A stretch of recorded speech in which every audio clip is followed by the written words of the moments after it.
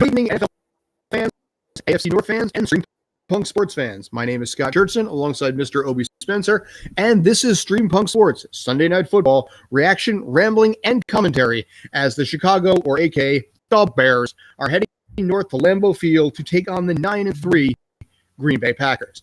This is going to be basically, at the very least, an uphill climb for the Bears, because when it comes to Aaron Rodgers, he is arguably the best home quarterback of all time, and the Green Bay Packers have won 16 of the last 20 matchups against the Chicago Bears.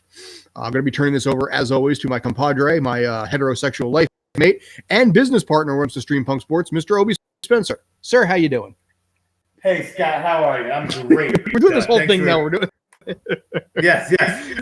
Thanks for having me on. Now, fair warning to all the fans: if all goes well, we will be joined by our man Brandon Kay in about 15-20 minutes, and we're going to try a new format of only having two people at max. So you may not get to see me for a while. So let me first go ahead and then just take care of the important things. Get my prediction on the books. Yes. I like the Bears to cover. Sorry, I do not like the Bears to cover. I like the Packers to win going away. It's 11 points, and I like them to cover that. I just don't think that the Bears have anything to offer in terms of resistance here. And I don't have a number for the over-under, but I'm going to throw the number 42 out there and say over 42. If you give me another number, I might go over it. But over 42 points. I am looking, I know I don't give scores, but just to give you a feeling, I'm looking at 30 to 10. Like over 30, slightly at 10. Bears with some garbage time touchdown to early field goal. You and I are not that far. Sorry. How far? What was the spread? I actually no. I was going to say you and I were not that far apart. So okay. So yeah, this is. I just don't. I don't see this being an exciting game. I don't see this being a tension-filled game. I see this being Aaron Rodgers going out there and doing what Aaron Rodgers does. Now, Aaron Rodgers, like any quarterback in this Packers team, like any team this season, will throw up a clunker. But Aaron Rodgers doesn't do that against the Bears. You told me his record against the Bears earlier this week. It's I'm sure you have that at your fingertips. I think it was 28-3. It's pretty ridiculous. Absurd. Like the same record that Big Brother has over his little brother in stump wrestling matches. It's just not even close. And I don't think this is gonna be the game that changes that. This Bears team's in disarray. You have a coach who's basically is done. This is his last year. He feels lame duck to me. You may have a lame duck quarterback and a rookie in Fields. It's the only bright spot in this team is Allen Robinson, and even he's just diminished based on the things around him. Yeah. Right now, the spread on this one, just to answer that question, is Packers by 11.5, and also the over/under. You had said 42. The over/under on this one, I believe, is 42.5. So it's again not that much of a difference. And that's now you had said that the Bears were going to be able to cover and break 42 points. In my case, I'm going to say the Packers are going to roll on this one, 31-13. Aaron Rodgers at home historically has a 108.5 QB rating, which is highest in the NFL all time when it comes to Hall of Fame or future Hall of Fame quarterbacks. He has, I believe, a 6.8 to 1 to 1 interception ratio. So it is extremely lopsided. He is the greatest home quarterbacks of all time. And the Bears are, honestly, like you said, they're in disarray. They're 4-8. Matt Nagy's a lame duck coach. He's going to be on his way out. The team is not sure what's going to happen. Having said that, there could be some level of intrigue because these two teams have gone against each other for a total of 204 times, including tonight. So you never really know when you have massive rivalries like this, but one could probably make the safe argument that the Packers are going to take this game. You're looking at a team that is trying to stay in this right now. They're currently basically 9-3. The Bucs won a thriller at home in overtime on a touchdown of all things against the Buffalo Bills. So they have moved to 10-3. That is going to put the pressure on Aaron Rodgers and all of Green Bay to maintain that, to stay at 10-3 as well, knowing that the Arizona Cardinals tomorrow at 10-2 have a home match of their own and may themselves go to 11-2. This is going to be curious to see what ends up happening. But again, this is probably going to be a lopsided affair. 31-13 is my prediction, and yours is that they're pretty much going to cover.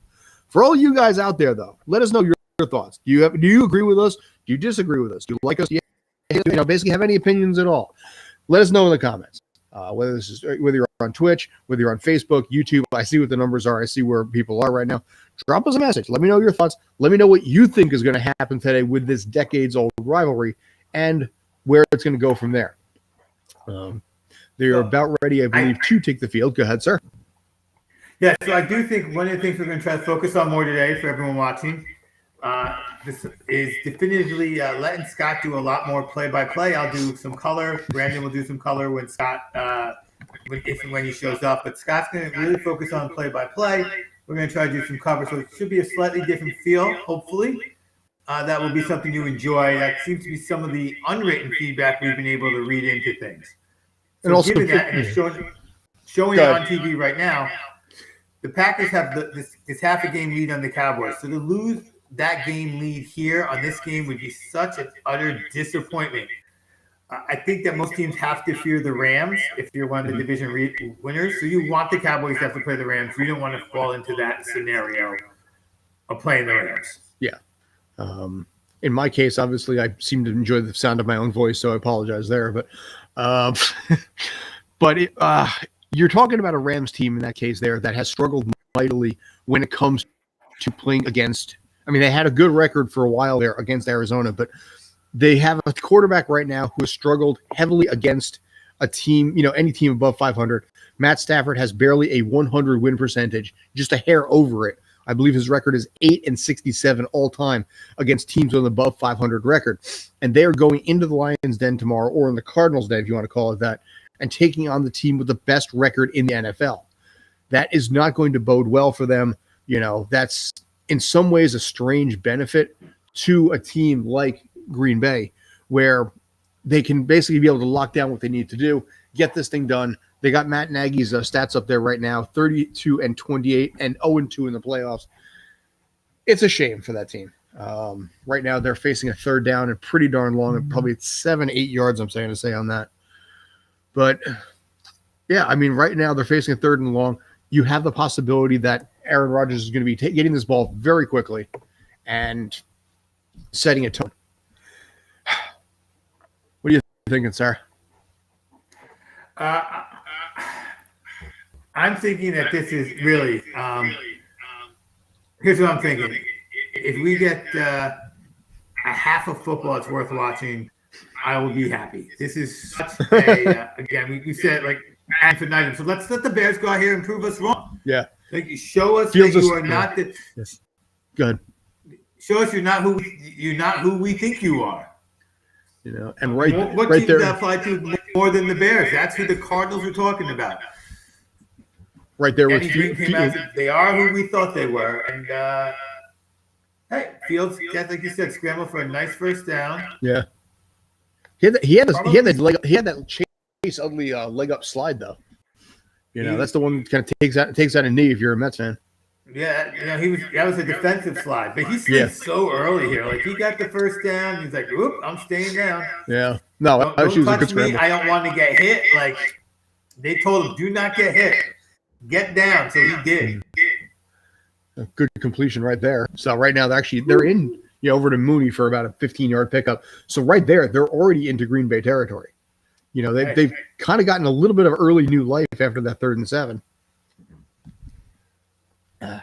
Well, that was a very nice throw. He takes a hit while he's throwing the ball. He gets to Mooney. Now, Mooney, interestingly enough, who's been a big player for them the last few weeks, might be more open than he's ever been with the return of Allen Robinson. So if they rob back, you might expect bigger things from Mooney as he now becomes the number 2 wide receiver, but he's the guy who's the most accustomed to playing lately. So this should be an interesting connection all game if Fields has the ability to pass who he's connecting to.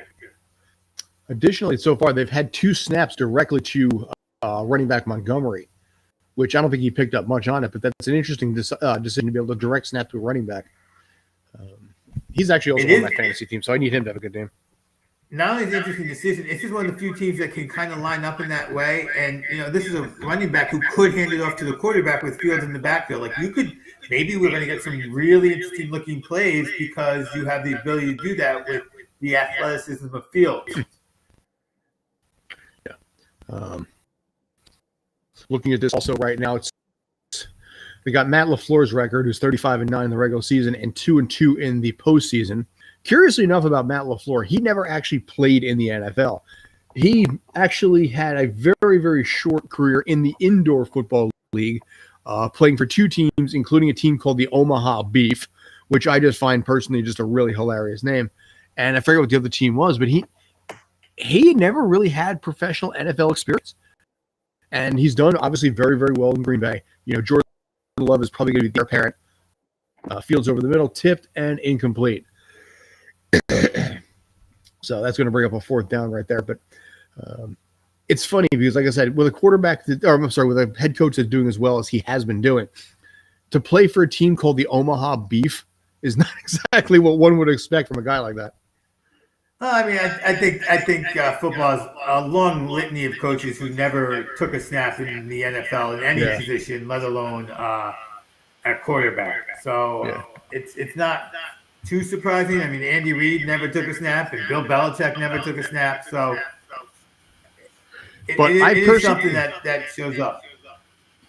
But I personally found that most of the players at least typically had some, not usually in an arena league. Hello, Mr. K. How are you? Doing, welcome aboard. Evening, gentlemen. How are we? We are well. How are we? We're doing well. Bit of a grind today. Looking forward to this game. Classic rivalry. I've kind of forgiven Rodgers. I'm back on his good graces after his COVID nonsense. Yeah. I wonder how his COVID is. But there should be a very good chapter in this rivalries story book. Nice. So basically real quick, I want to test something right now. I'm going to pop out just to test something with the audio. So I will be right back after these messages. So to bring you up to speed, Brandon, what we were talking about is we're going to focus more on making sure that we do commentary that's more game adjacent. Color commentary is going to be you and I. Scott's going to do sort of the play-by-play, especially since he's more has a faster TV line. So you and I are going to focus more on the commentary side of things. And we're going to try to stay focused on the game as long as the game remains somewhat interesting. We do have a habit of going on rants. We even advertise that. But our rants sometimes are about inane, even close to adjacent things, if not they're forced. Just want to give you that, so just make sure you were aware of that, Brandon. Yeah, we are guilty of that. We seem to be in every facet of talk topics. Not politics. Thank God, not politics. Politics. That's a good way to summarize it. So, but yeah, so in this case, like I said, we're going to be able to. Let's see. Your return brought about the echoing. Okay, so we're knowing that there's an echoing on my side of the fence. What am I doing to you guys? What am I doing to you guys? It was your fault. Probably. Well, everything's my fault somehow. Huh. What? Why? Happening? Well, you know how it is. You just start randomly hitting buttons, see what happens. You test, and there's always that undo button. Yeah. How's that? Any better? 1, 2, 3, 4, 5, 6, 7, 8. What's that? It seems to be echoing a lot when Obie and I are talking. Yep. There. All right. Yep. It's only when Brandon and I talk. Only when Brett. So it's your fault then. Except we both can't be both our fault. Why is it? All right.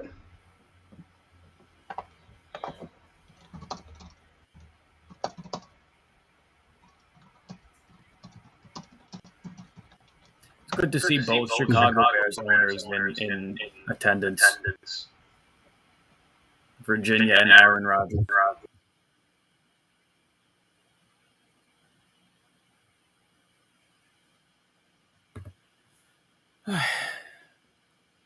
So Rodgers does have a lot of his receiving core back healthy. They had the bye week. I think we're going to see a pretty familiar Packers execution of a game where it seems to be no question that they have this game in hand.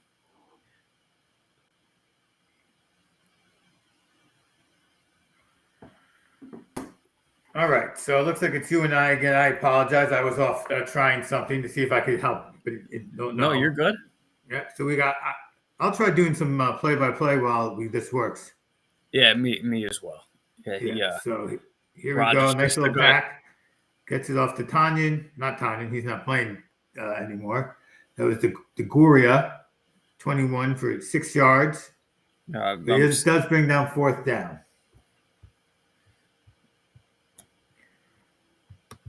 And they send out the punter.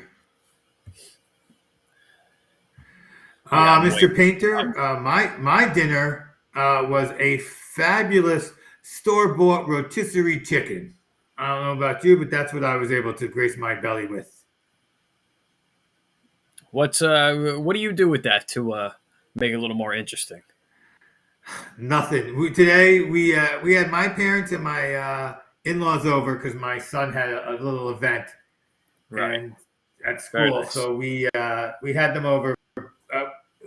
My wife made some Chinese green beans, garlic green beans with that, and some Pillsbury flaky rolls. And I just had one of those before. Those always slap.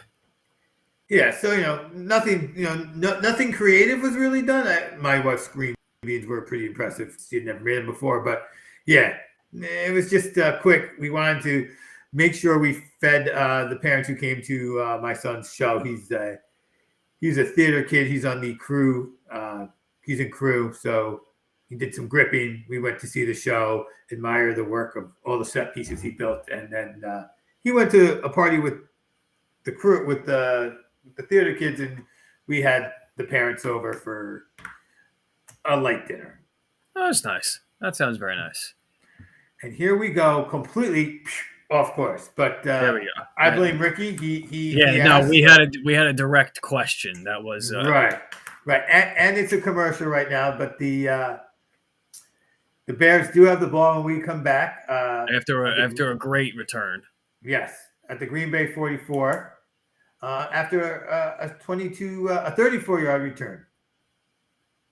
So yes, that's barely a 22-yard net punt. So it's not what Green Bay wanted, and maybe this is going to be a surprise. Do you hold out any hope whatsoever for this being a surprise at this point? It really crossed my mind whether I even wanted to delve into the upset area of this. I'm still, and then I remembered, no, they're in Green Bay, off a bye, everybody healthier. I'm gonna, stick to the gut and pick Green Bay to win. Oh, I didn't even get my prediction. While it's early enough. 30, no, 30-28. I'll go 30-20. I think. Well, okay, you actually have the Bears covering.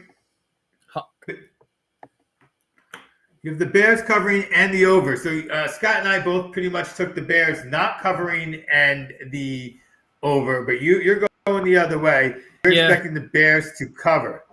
Yep. Yeah, I feel like even though these standalone games that we cover, other than garbage time situations, the score doesn't run up. But I think this being a Sunday night, Aaron off a 2-week, off a rest, off a bye, I think they'll get some points scored. They're at home. But I think Chicago has found a little bit of I don't even want to call it momentum, but some Whew. things to improve on, to build on. So I think they're going to keep it a pretty interesting game, pretty close. But I think Green Bay will still prosper. So you're thinking that the Bears would actually take the over on that? You taking the Bears on this one? No, I said what the Against the spread, he took the Bears. Cover, He- yes. Yeah. I'll take them to cover. All right, fair. Montgomery goes for a little 5-yard run Yep. after that deep pass on first down, keeping Yep. this game close.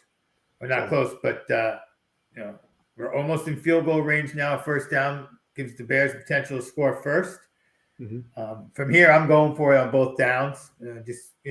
I'm playing this third down like I'm going for it on fourth down, which I think is something that I should say as somebody who's aggressive on fourth down. I think the fourth down decision needs to be in your mind on third down like you're playing chess. Any thoughts on that, Scott? Yeah, I know you're a little more aggressive, and obviously it didn't matter here because of the fact that they got the first down anyway. Credit to Chicago. They're staying in this right now. But I think in this case, when you're around the 40, 45-yard line, or a little nervous to go, to kick a field goal at 35, I think more often than not, you should go for it, barring the fact that if it's a 4th and 9, 4th and 10, no. Earlier today, I watched the Giants try and do a 4th and 7 around the 40-yard line and epically fail because Giants got a Giant. Sorry, Brandon, Jets got a Jet too. But I know I was listening to the game in the truck, and I yeah, it's a tough time here for both teams. But I like the idea of going forward on fourth down in this case. I'm a little more aggressive, probably by association, because of what Mr. Obie Spencer has influenced me on, for better or for possibly worse. We don't know yet. But I like the idea of going for it on, like I say, a 4th and 4. 4th and 5, anything beyond that, I start getting a little more iffy. 4th and 4, yeah. But yeah, I've gotten into that territory with these fourth downs. It really opens up, even on a drive-to-drive basis. If you have that mentality, you use fourth downs as kind of like a safety net. It does allow you to do more things on offense, if I can even speak. Well, we've been talking about this quite interesting conversation. The Bears and David Montgomery are chugging down the field. He's got 5 carries to 30 yards, over 29 yards. Thank you. I need those points. Yes. So the Bears have lowered their win percentage from like 80 to 70 already, back up to 71. So they are making a difference here. They are trying to get things done. First and goal, and Fields takes the ball himself for 1. Nice. But in this case, it's a good run so far. But Aaron Rodgers knows how to Roger. And with a 108.5, QB rating at home for his career, that is a force to be reckoned with, especially if you're going against him in the fantasy league. But give credit to the Bears. They are starting to make something happen. They have to get something here. I'm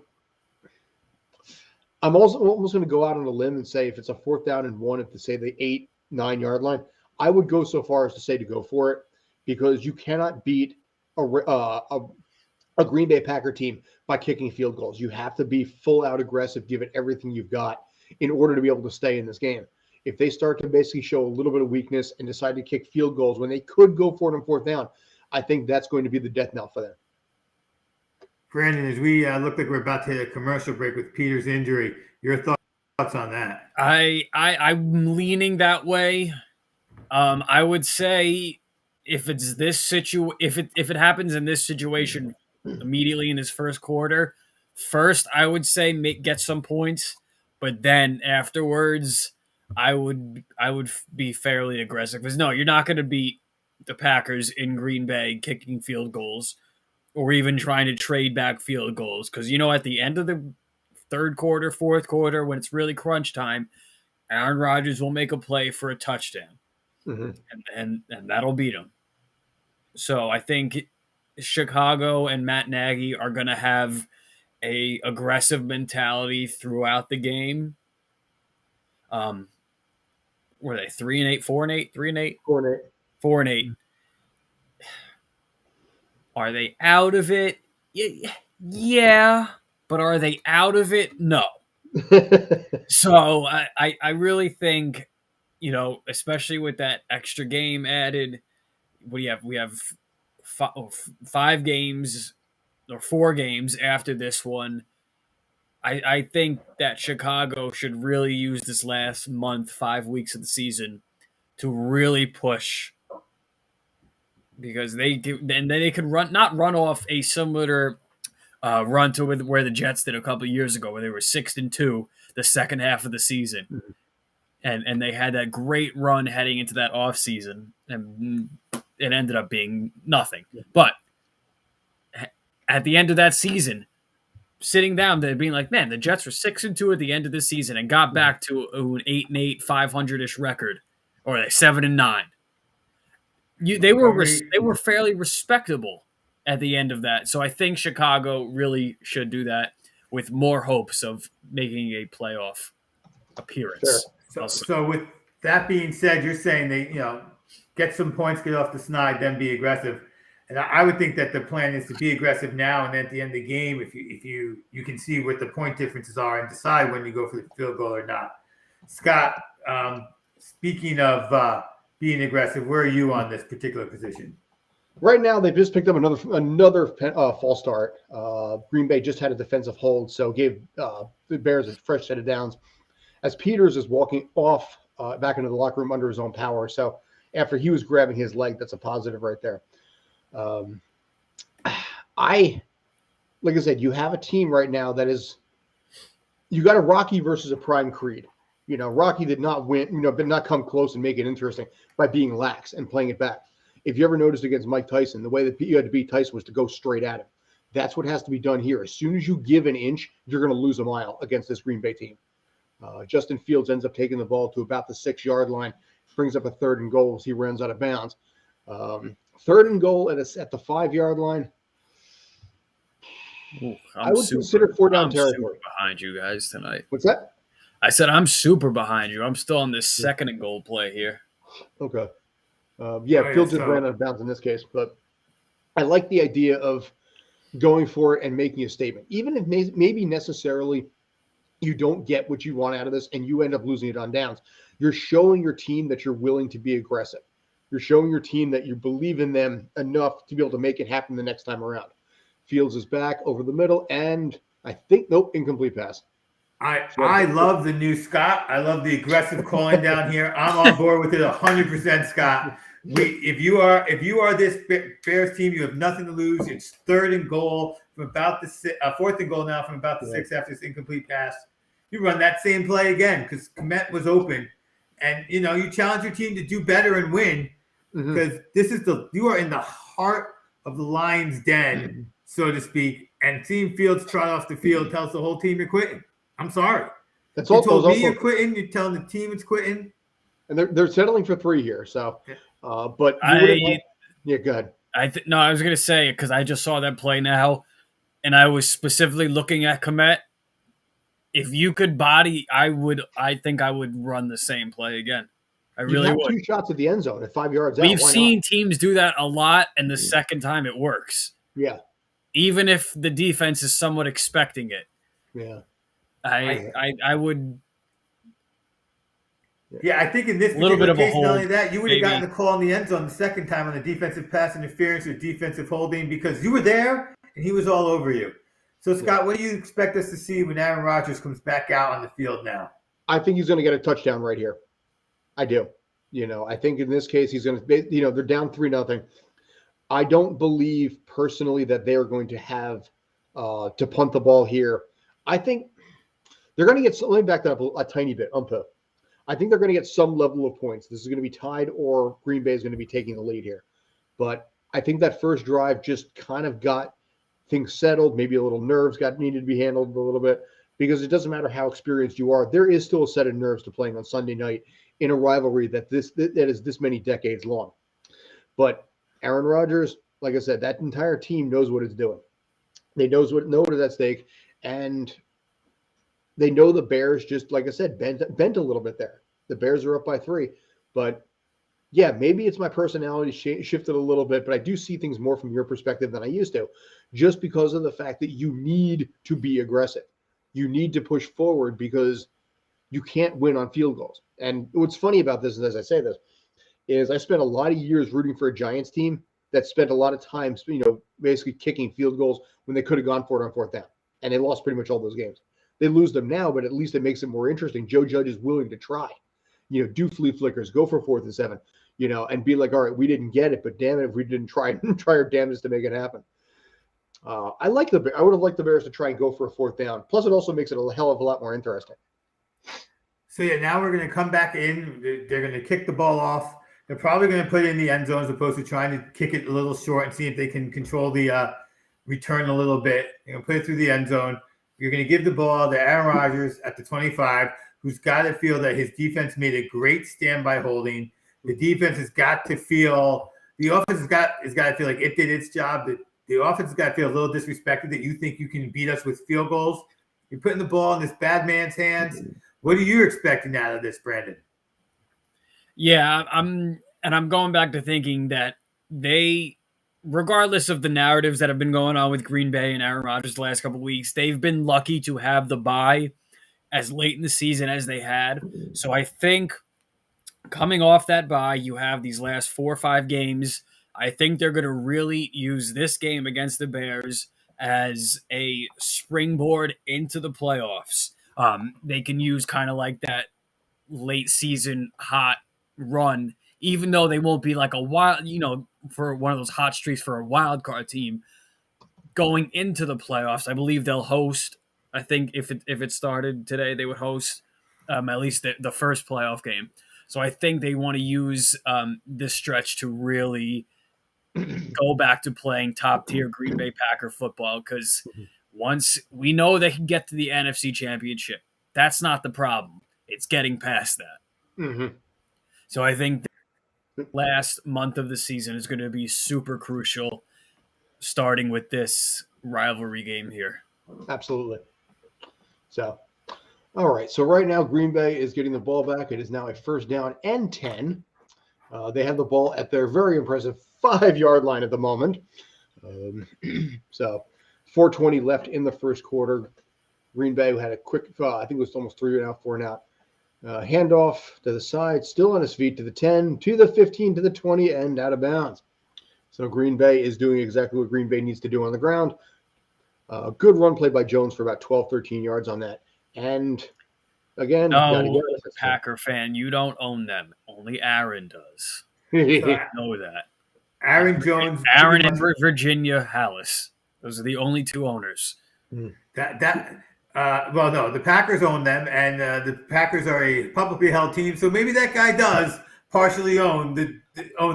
I'll put that out there. That being said, Aaron Jones all but makes up for the muff on one play, which is just one of those things where you just have to feel totally deflated if you're a special teams player, because your plan worked. I told you what they were going to do, and it worked. They got the great field position, and now Packers not with their backs against the wall. And Jones right back up in the middle of it for another yard. They're spending a lot of time on the run, though, surprisingly. I figured Aaron Rodgers would be passing the ball a little bit more early on, but they're giving the ball to Jones. He's done, aside from there, a decent so far job. But you're bringing up a 2nd down and 9 at this point. They're in the shotgun again. One would assume that Aaron Rodgers is probably going to pass here. Jones goes off to the side, so unless he's in a quarterback sneak, yes. Rodgers is back. And Rodgers is down. Takes his first sack of the game, and that brings up a 3rd down and very long. No, he took one earlier that was very on Aaron. Like, yeah, it was. You don't see it from him to take a sack like that. Yeah. Well, that is a great play because he gets off the block from behind. So Aaron is stepping up, thinking he's free, and guy gets does it Nichols? Mm-hmm. Or Quinn gets off the block and makes a beautiful sack. It's Quinn who's coming around the edge.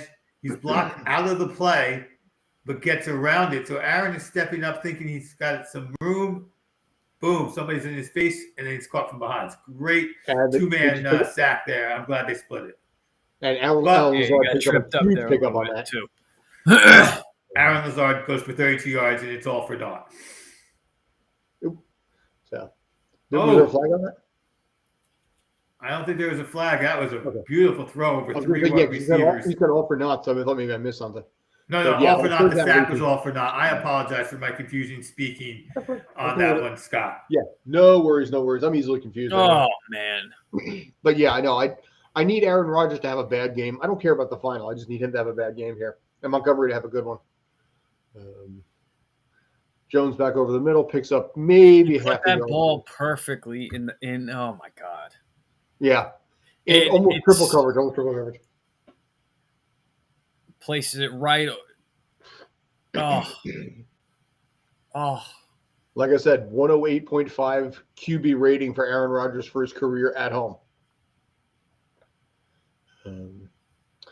I gotta say, I'm a little surprised. I figured the Jets would have better success today. You know, I'm sorry, man. I just wanted to point that out that I did not think that was going to be that bad a game. And a fumble on the handoff, and Jones is down. I don't know why you. Sorry, that was pretty random, wasn't it?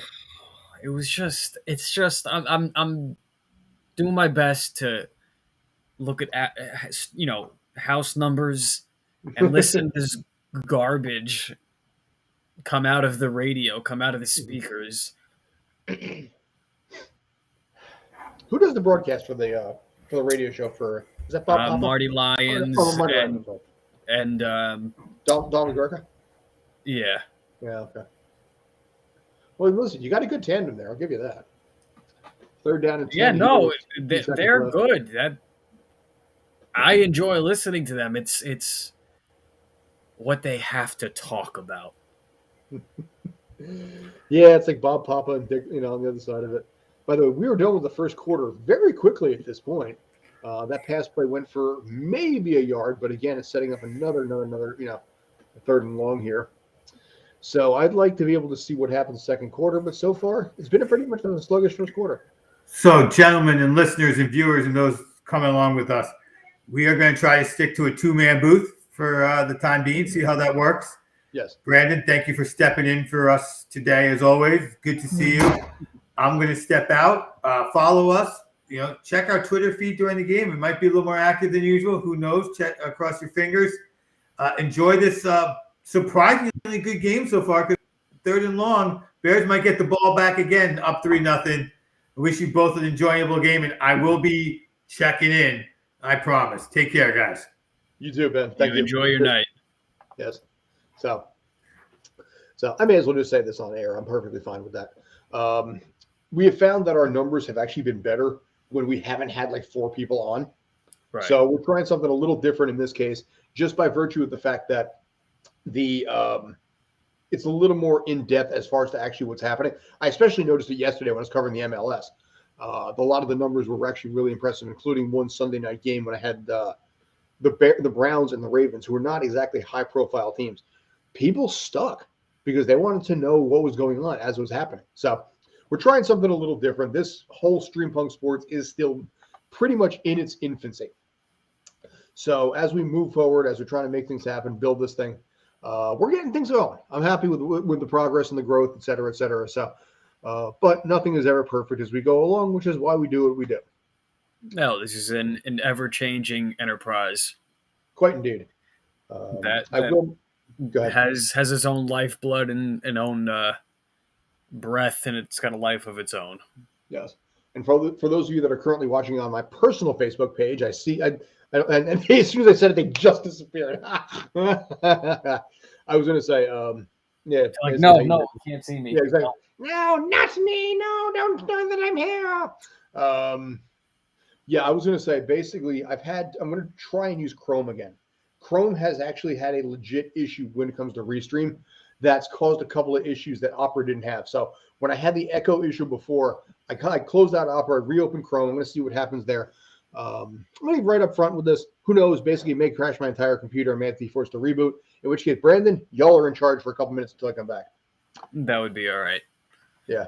We can man this ship. Yeah, you got some good ship going on. There, I said it. Yeah, figure break down some of the games going on in the NFL today.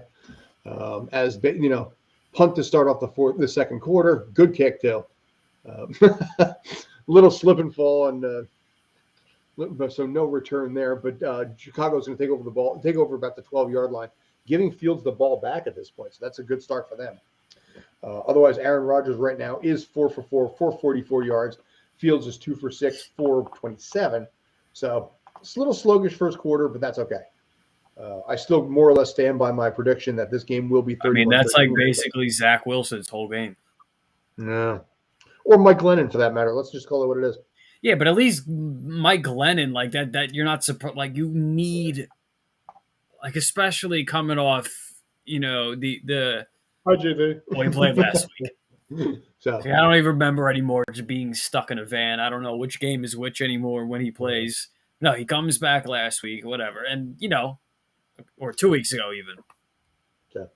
It's just you got to be better than that. I know. This is why I think this is where, like I said, I've covered MLS the entire season. I just want to mention this real quick. A New York team won a championship for the first time since 2012. They had a final yesterday for the first time since 2015. Yet here in this New York area, people were like, we have a soccer team? Huh. And it's kind of disappointing. I went on a huge rant on that about New York City football yesterday. But right now, 2nd and 2, Bears got the ball at the 20-yard line. Hand off to Montgomery, who picks up the first down and maybe an extra yard on top of it. Thank you very much. I need those fantasy points. Keep them coming, sir. Keep them coming. I've got a really tough matchup that I'm so far hanging into. Who do you have, Montgomery? Yeah, I've got Montgomery. He's got Rodgers, and right now we're neck and neck. And then tomorrow he has Odell, and I've got Kyler Murray.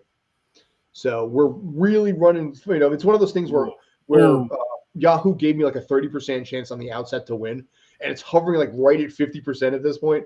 So I'm hanging on by a thread. And like I said, I need Montgomery to have a great game and Rodgers to have a crap one to be able to have a shot tomorrow. Sorry, Rich, but you're my boy. But I do think your Kyler against Odell is pretty much a guarantee. That's should be solid too. But again, if Aaron Rodgers has a crap day today, and better yet, Montgomery has a good game today, that makes it all the easier for me tomorrow. Because right now I'm sitting at 6th place. He's in 5th place and a game ahead of me. So I'd be able to flip-flop him in the standings. Mr. JT, how you doing, man? So he was the person on my personal – he was one of the people on my personal Facebook. So as soon as I said, oh, you guys on Facebook, they all disappeared.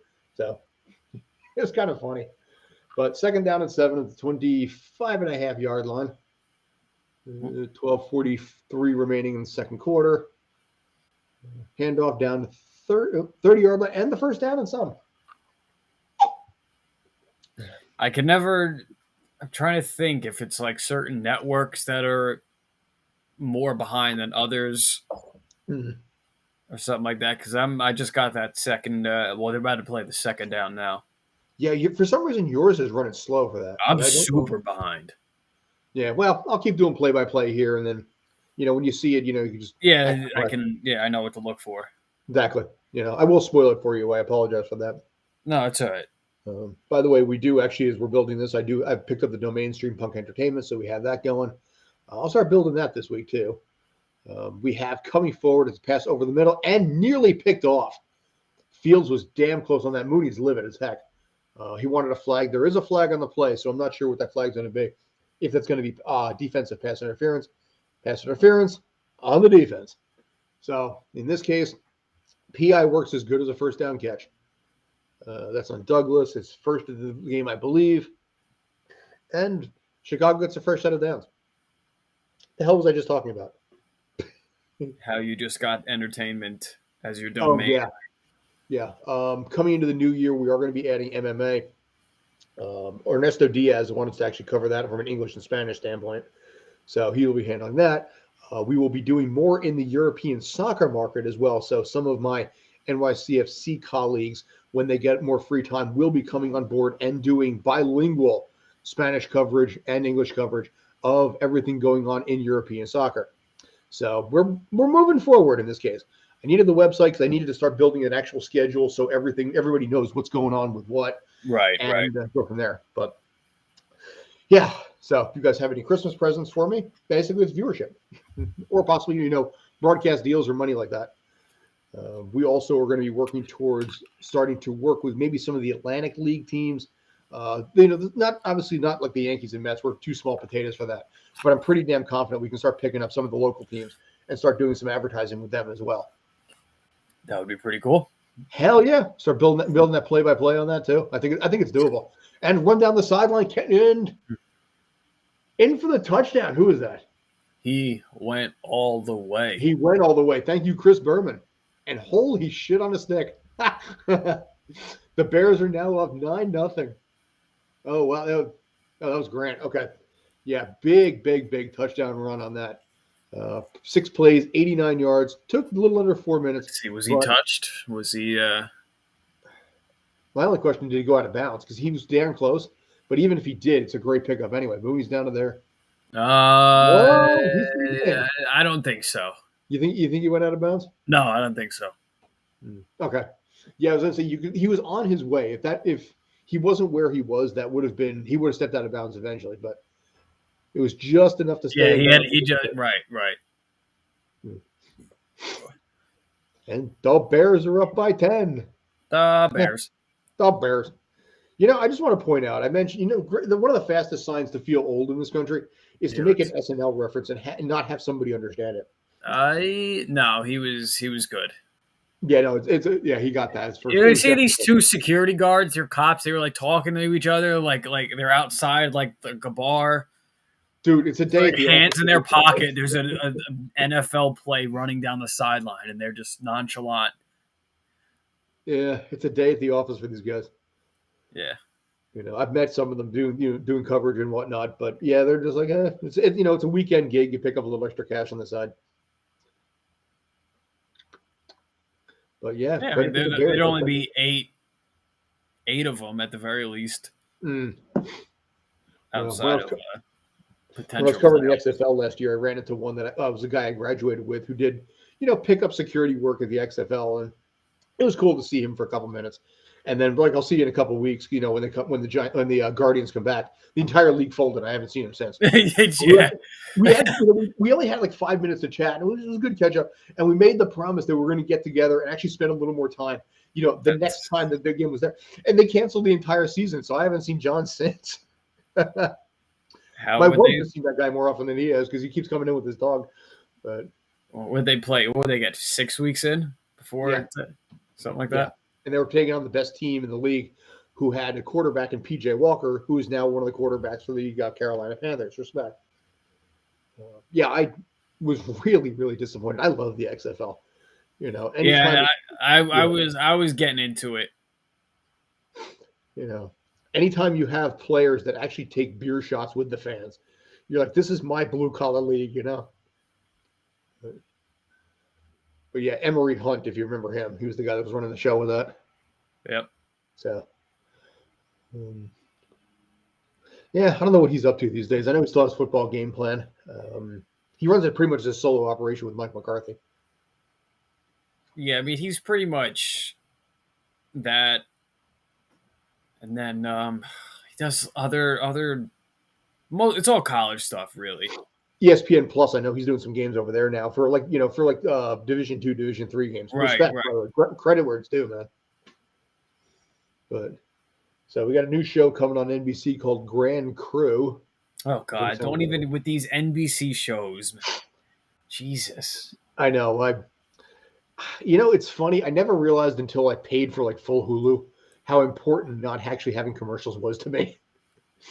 Kickoff goes into the end zone, and it's 11:09. And Aaron Rodgers is not under a little bit of pressure, but he, depending on how this goes, he might be.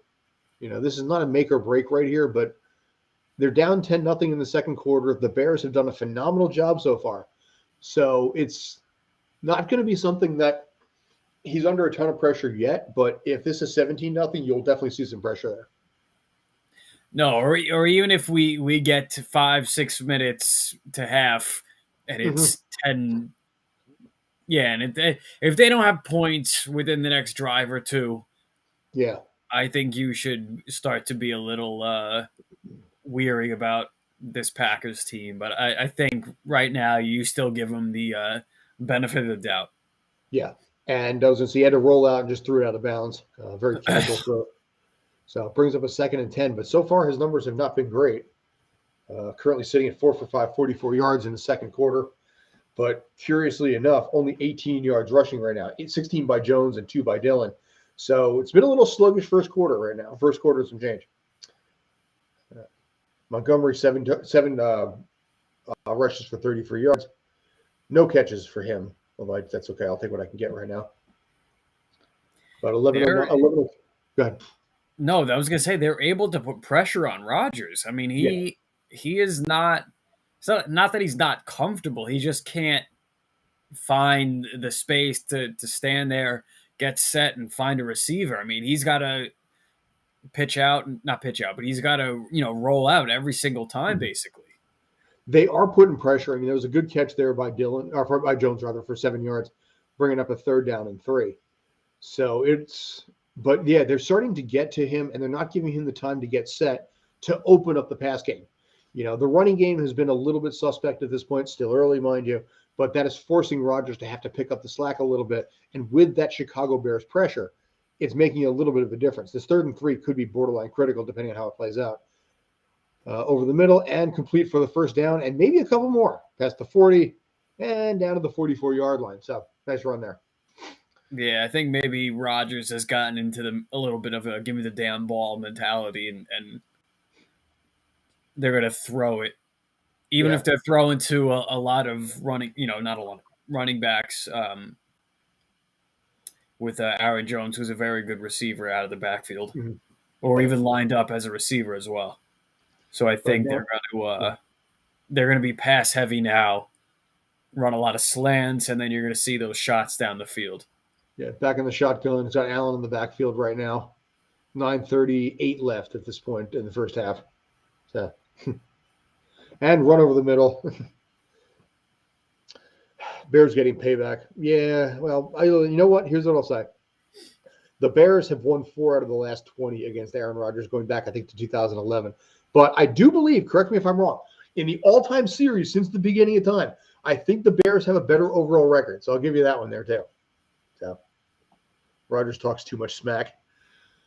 But here's the problem with Aaron Rodgers. When Aaron Rodgers talks smack, it's kind of more like this. Because if you ever notice when you listen to Aaron Rodgers, even when he has the State Farm commercial or when he does the Jeopardy hosting, it's kind of a slow process where he just talks like this. And, and I'm just thinking to myself, my God, I want to go take a nap. There's no fire. There's no passion. He does. He has a lot of, be like, we got a good group of guys here. Devontae, Aaron Jones. Coaching staff. I love all the guys here. I love my teammates. I hated Aaron Rodgers when he hosted Jeopardy, man. He was like at the bottom of my – Joe Buck, I think, ranked higher of my Jeopardy hosts than Aaron Rodgers did. Because at least – here's the thing. I'll say this. Joe Buck, I think, is actually good if you put him in the right environment. Aaron Rodgers was way too uncomfortable. I mean, they were at the bottom. For me, it was LeVar Burton or Mayim Bialik were my top two. But here we are, 25-yard line. No, who was it that – oh, God. I can't think of his name, but he drove me crazy. Well, they had Mike Richards as well. No, the other news guy, the reporter, There was one too. There was a guy from 60 Minutes or something, wasn't there? Yeah, Bill Withers. Yeah. Okay. Oh God. Yeah. Jesus. Packers Bears time. Yeah, I was going to say you could. I mean, again, you got to stop them here. This is a Packer team that has a lot of history, a lot of strength, and one of those rare situations where you had one Hall of Fame quarterback pass the torch to the next one. Arguably one of the last times I can more or less see something like that would almost be Montana and Young, passing the torch kind of thing. This morning on through draft, not I would say so. But I mean, Rodgers sat on the bench for like 3 years. He watched a hell of a lot before he started. Yeah.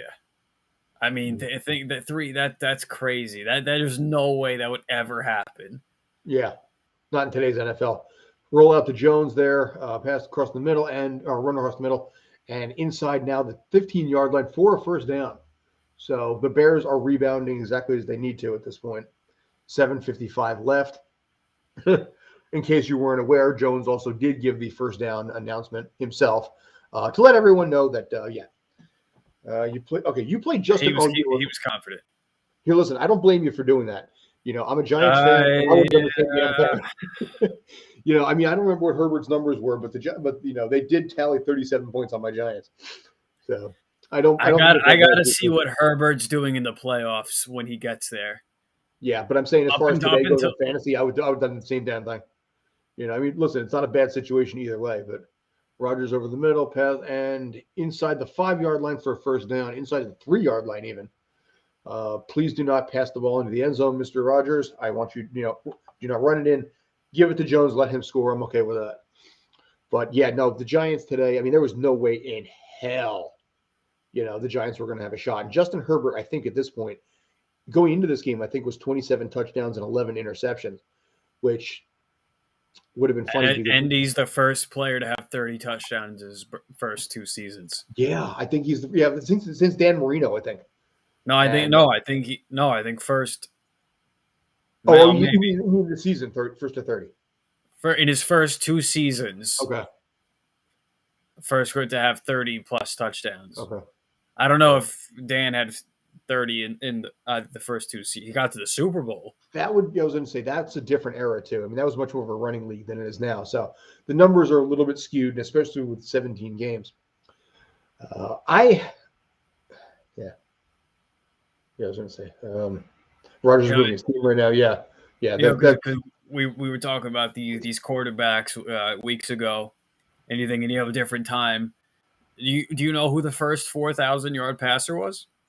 Joe Namath, wasn't it? It was Namath, yeah. Yeah, which is funny. I think it was 71 through 4,007 yards, which at that time it sounds astronomical. Yeah. 4,007 yards when they were playing 14 games. There were some games when Terry Bradshaw was in the Super Bowl as Aaron Rodgers was back in the shotgun, 2nd and 10, 6:13 left, rollout, and throws over the middle, and incomplete, bringing up a third down. There were some like Super Bowls where Terry Bradshaw and the Pittsburgh Steelers won, where he threw like 125 yards. Fran Tarkenton threw like 170 yards. These little tiny numbers that would never exist nowadays. I proposed this to Obie last week. I'm going to throw it to you because I'm curious to get your thoughts. You take one of the dynasty teams from the 70s and 80s. You take the teams from, like, say, the Cowboys from that era, the Steelers from that era, and you put them up against a team now, in an all-time, all-Madden type setup. Any opinions on who wins is third down and goal? How are we playing? Straight up, your rules. Rodgers back to pass, by the way, over the middle. Like rules-wise, what are we allowing? We're going to use basically a blend, I'm thinking, of both rules. So instant replay will definitely be a thing. I will say maybe the old pass interference rules from back in the day. I don't know. I mean, use your own judgment on this, but all things being more or less equal, say, on the rules and everything like that. I would go with the teams now. I want to from an offensive standpoint, but I'm thinking like these defensive lines back in the day going up against offensive lines. Green Bay is going for it on 4th down. That Rodgers over the middle, and there is their first touchdown of the day for Green Bay. Lambeau leap, and damn it, he picks up 4. Rich picks up 4 points. I like you, Rich, but you suck right now. I'm sorry. Go ahead. No, if we're gonna put like these Cowboys teams or these even Niners teams, I want to give them the edge, and I think like defensively, like I really think a lot of these offensive lines today would get mauled by these defensive lines. So you're saying that today's defensive line would get mauled by the 70s? the offensive lines today would get mauled Some by of the defense. them, I feel like some of them would be. Now, see, I would almost feel the other way around, that you have bigger, stronger players now. So the defensive line and the running backs back then would not be able to get the penetration that they would now. And I think that would be the big difference maker. Yeah, I think you could say today, just because of an offensive overload and how much.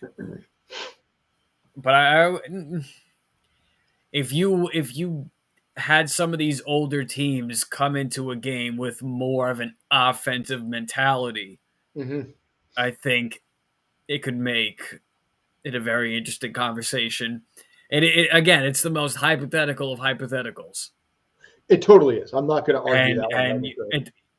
And there isn't any simulation in the world that would be realistic enough to tell you what would happen unless it actually happened. So I think it's, for any sport, any old, great team versus modern great team.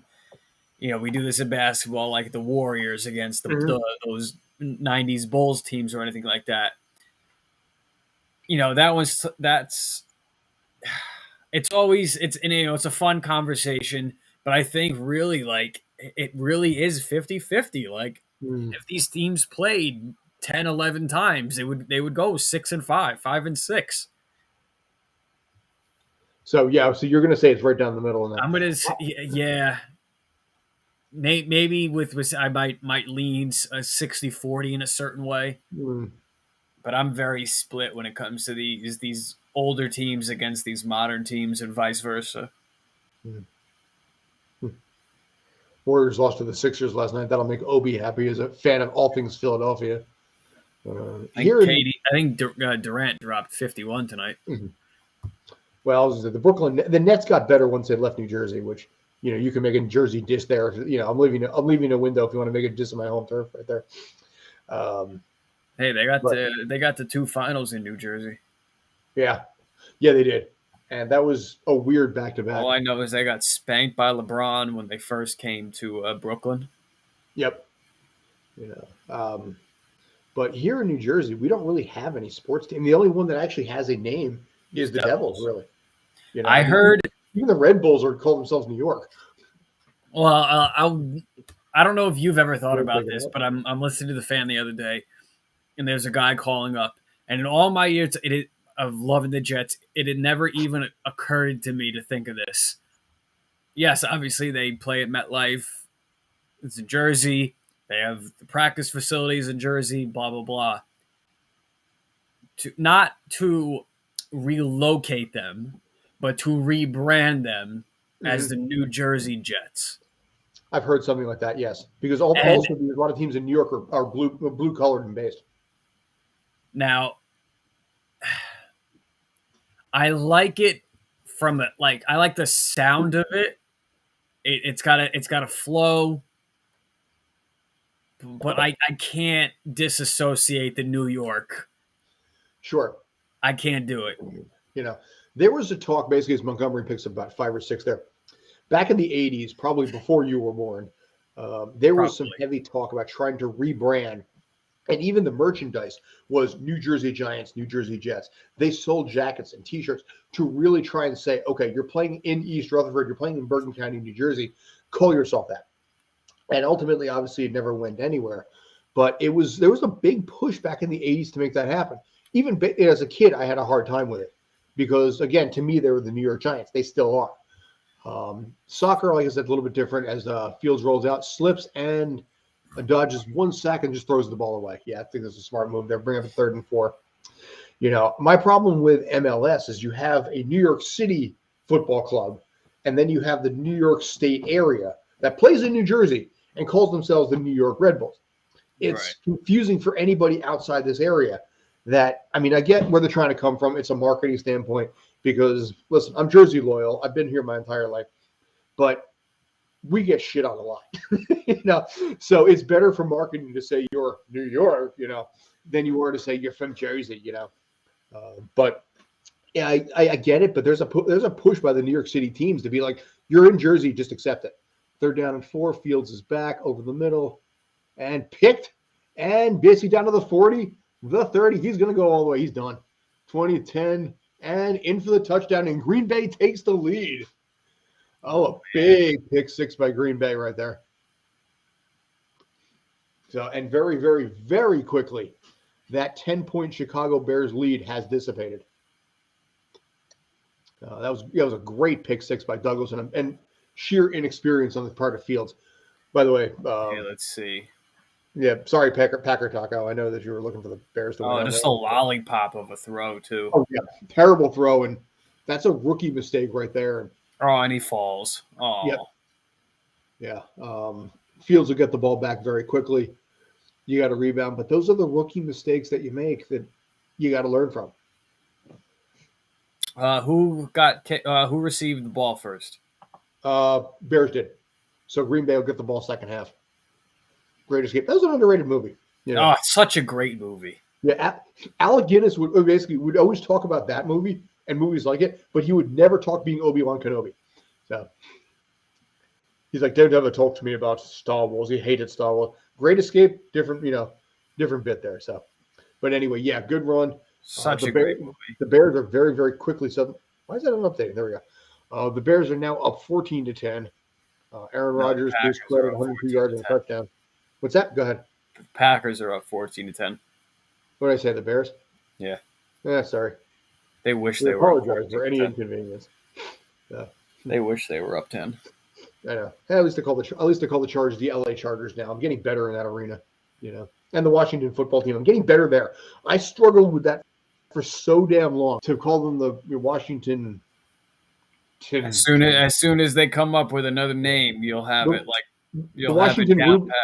The Washington Ruby Epidermis is what I kind of roll with when I have to, as opposed to the old fashioned name. I had a Theismann jersey when I was a kid too, because back in the 80s it was normal to just have like football jerseys and wear them to school. You felt empowered, I felt empowered. My LT jersey and my Dan Fouts jersey, something badass about wearing a Dan Fouts jersey. No, I love jerseys. Yeah. I've already got one. I know I've got more coming for Christmas. So I will probably be getting the Waterboy one. I'll probably be getting the Ray Finkel one. I think I've got a Flint Tropics one coming from that movie Semi-Pro with Will Ferrell. Yeah. That's coming. I just basically, Christmas is so much easier than it used to be, where it's just, I want this, and this, and you just send like Amazon links. And it's like, get this. And and you as an Amazon employee, basically employee and doing the trucks, thank you for your service. It is an underappreciated thing, big time there. So for all of us to be like, oh, cool. And by the way, for the record, thank you for taking those pictures too. It's like, oh shit, thing shut up. People get pretty upset when they don't have the picture. Like, where the hell is my picture?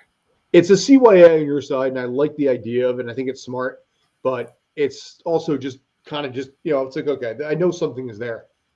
But yeah, but this house is really stupid because I have two front doors. I got a front door to the living room and a front door to the kitchen. We never use the front door to the living room or to the living room. And as a result, we never really know if anything is there. So without the picture from the Amazon package, we never look to look. And I came up to a house today and it was out of bounds. Okay. And on the garage door, they had a sign, please bring all deliveries to the front steps. They'll get run over here.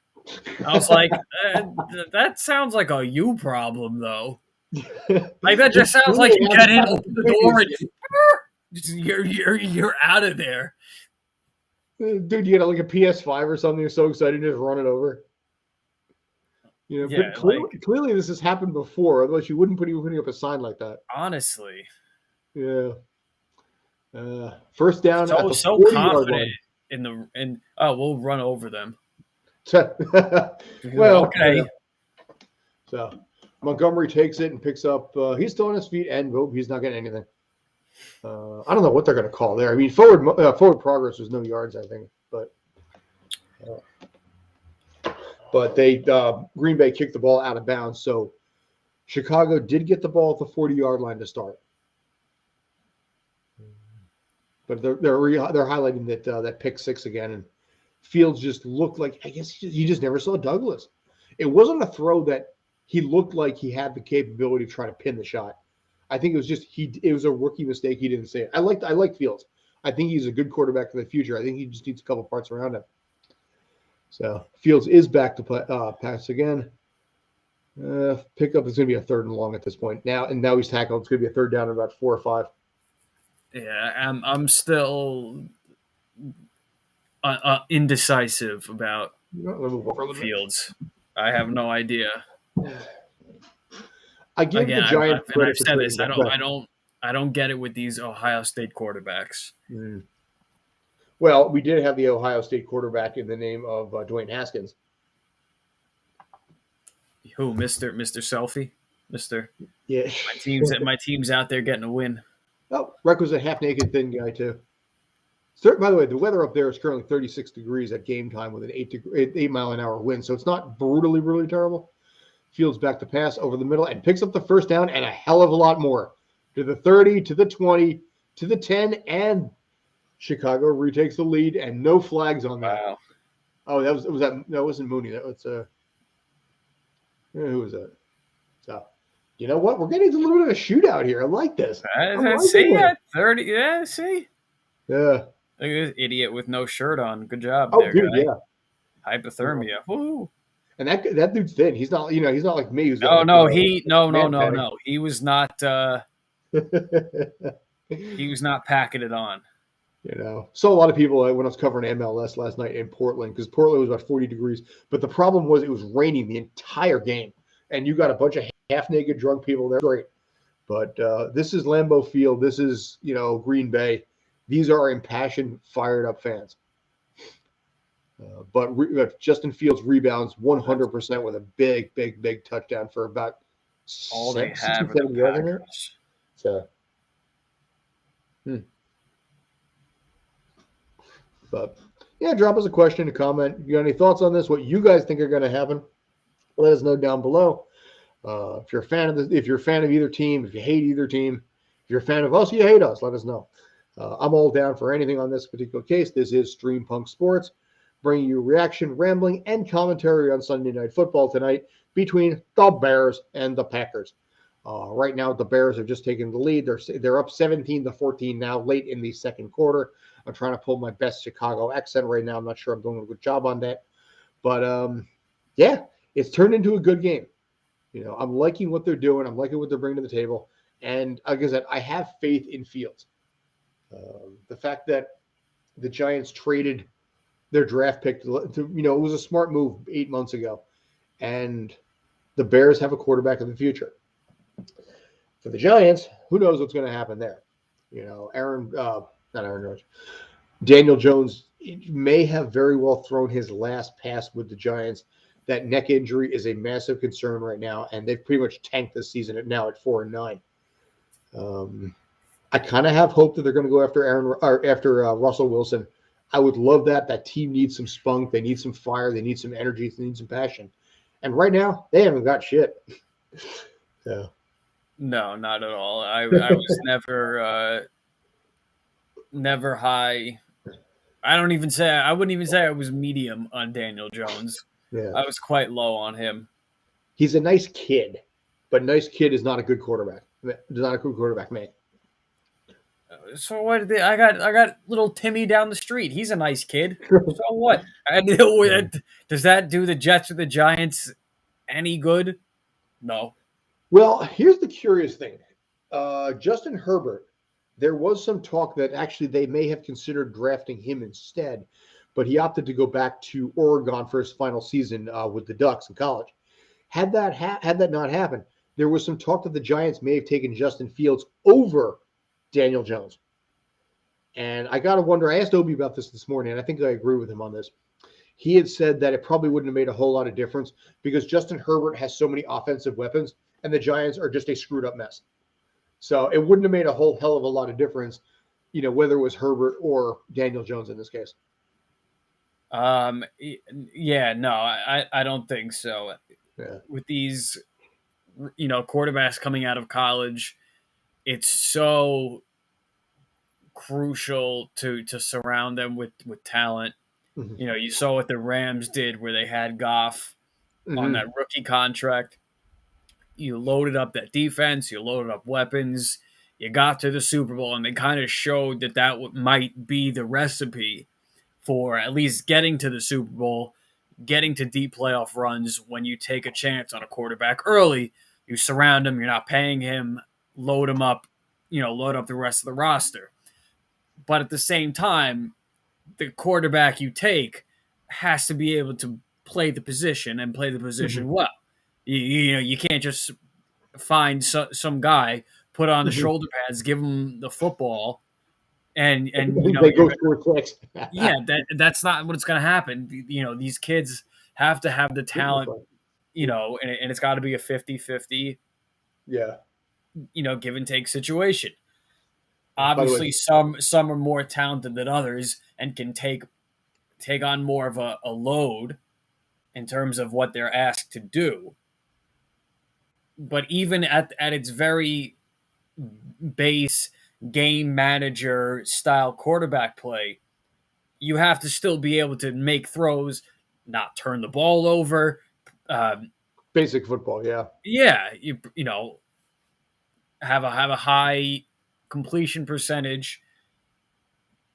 And we see some teams doing it with certain quarterbacks and others not. Second down and 10. Aaron Rodgers throws to a wide open. I was almost going to say Mark Chamora, but wrong name on that one. But Green Bay does pick up the first down base. Get a fresh set of downs there. Yeah, but the Giants are, like I said, they have so much disarray right now. It's a sad state of affairs here in the New York area, which is why the MLS Cup is such a big deal. Because even though this soccer is arguably the fifth, even sixth sport here in the New York City area, you finally got a championship in this area. It's been a hell of a long time since that. Right now, Green Bay is trailing 17-14, 2:54 left. A player is down. I can't see what the number is on that. Looks like a lineman in this case. But I'm liking this game. I just got the pass out there to Mercedes Lewis. Okay. Yeah, it was Mercedes Lewis. Okay, yeah. But yeah, Rodgers is doing what Rodgers is known to do. They brought him over from Jacksonville a number of years ago. He's still the only first-round player that Rodgers has ever thrown a touchdown to. Mm-hmm. Mm. And some random Gap commercials going on. Okay. So. But yeah, I mean, the NFL is starting. It took a little longer this year, but the NFL is starting to take shape.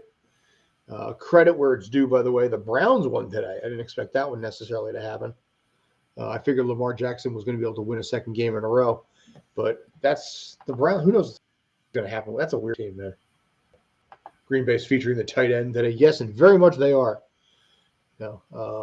Again, doesn't bode well for me specifically, but I'll deal with what I can. I love when teams use the tight end. Dude, you have no idea. I've bitched to Obie so many times about this, but I made the decision to actually drop Gronkowski when he was injured. And that was one of the dumbest moves I easily could have made there. I kept Antonio Brown in this case and dropped him, and then just dropped Antonio Brown today. But you mentioned Jared Goff before. He's flown back. He's come back to earth after his stunning victory over Minnesota last week. A lot of people were not Earth. He never left Earth. Okay, let's put it this way: the Lions did not win today. Jared Goff and possibly more importantly, his girlfriend did not celebrate a victory. There was a video that went viral. Apparently, his girlfriend, who is a polite way of saying Zoftic, had a Sports Illustrated swimsuit shoot going on, and you could tell she was very excited by the fact that her boyfriend scored, threw the winning touchdown. The video instantly went viral on Instagram. I didn't hear about it. I didn't hear about this. You can see it on Stream Punk Sports. There was a mention to it when I mentioned what happened there the other day. But yes, she was very excited, and it's sweet. It really is sweet to see. Where is this? I'm gonna look this up.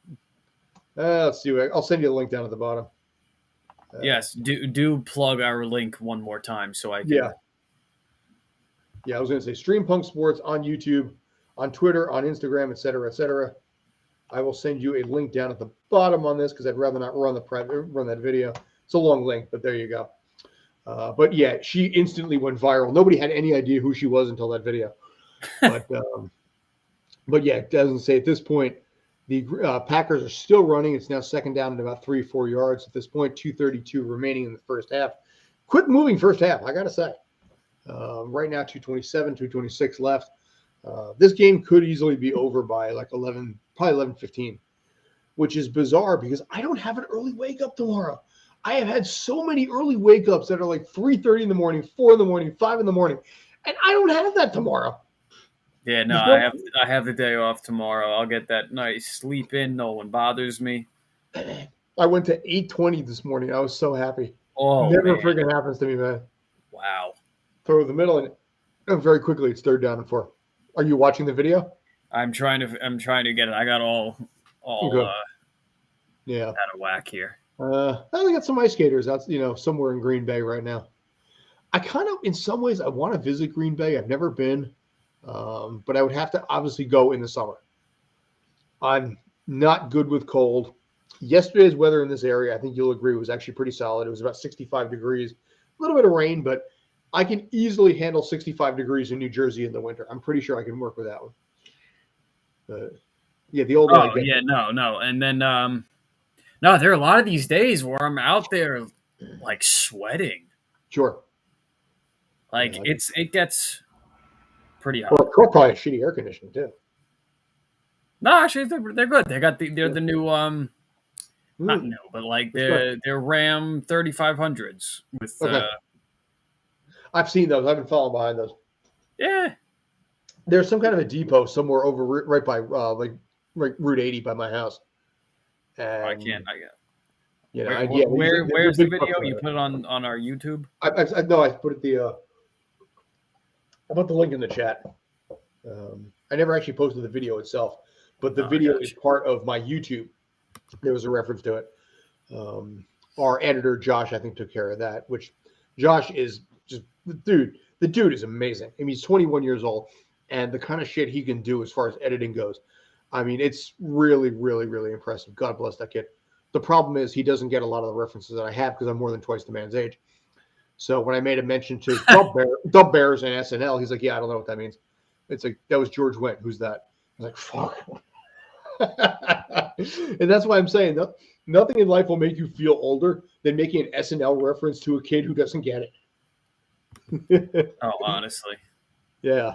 But right now, I was going to say that's inside the 2-minute warning at this point. The Bears are up 17-14, but Green Bay is driving.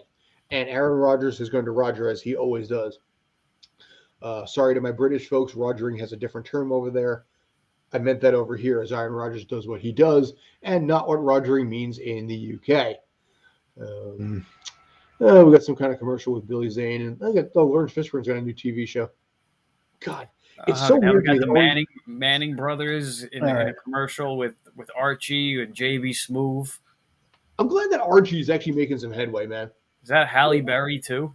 I wasn't looking at that commercial. I saw some commercial after that, but for Caesar's Sportsbook. Yeah, JB Smoove. I remember him from. I don't know what he did prior to Curb Your Enthusiasm, but man, he was freaking awesome in that show. So right now, midfield, 1:58 left. Green Bay has the ball at 3rd and 4 right now. Throws over the top and incomplete, and no flag. Oh, nope, scratch that. There's a flag. All right. Wait, they made a MacGruber TV show now? What's that? They made on NBC on Peacock. There's a MacGruber TV show. Yeah, you saw that. Yeah. You got some good names in there. Kristen Wiig, Lawrence Fishburne, and a few others. Yeah, that's got to be some kind of a hold there. At the very least, a hold, if not pass interference. Yeah. Okay. Here's what I'm going to say about Archie. Yeah, Archie had never had any problems. Money-wise, he was more than set. But supposedly, allegedly, Archie Manning was the best quarterback of the 3 Manning brothers. But because of injury, he obviously never got an NFL career and sort of fell off the radar and was overshadowed by 2 younger brothers. And I've often wondered, when you're that kind of person, how that's got to feel. Flag, I guess there was no flag on that. Now it's 4th down. Well, from what I understand, he has major ties in the hotel business. That's where his Yeah, he's like a fund name manager, is. something massive finances. Yeah, So. like big high end in the hotel world. Yeah. So So, his kid though, Arch. yeah. I So think punt I think return, actually a big pickup. Oh, I did not like that decision initially.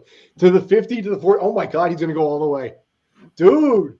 He took the ball from inside the 5-yard line, which is rule number one when you're a punter, when you're a punt returner. Never to ever do that. And he's like, you know what? Screw it. I'm just gonna take it in for a touchdown. And Green Bay is now up by 9. Holy shit on a stick. So all right, fine. let's see. Thank you, Obie. Yeah, Obie is real good at correcting me when he feels I made a mistake, which is a nice way of saying what I really want to say there. And you heard me say that. So, but anyway, like I said, this is a huge punt return here. Big block by punter. Yeah, big block all the way down. And you know what? Green Bay is up by 9, pushing 10 at this point. Holy crap! Good job, good job, Bears. But again, this is Green Bay should win this game. But Chicago has now put up, that kick is good. They have now put up 21 points in the second quarter. You know, it's been a shootout second quarter by far. But yeah, Grant, again, he's making stuff happen. He takes the ball inside the 5-yard line, which general rule of thumb is you never take a punt return inside the 10-yard line. You just let it go to the end zone. And Not the way he caught it too, running backwards.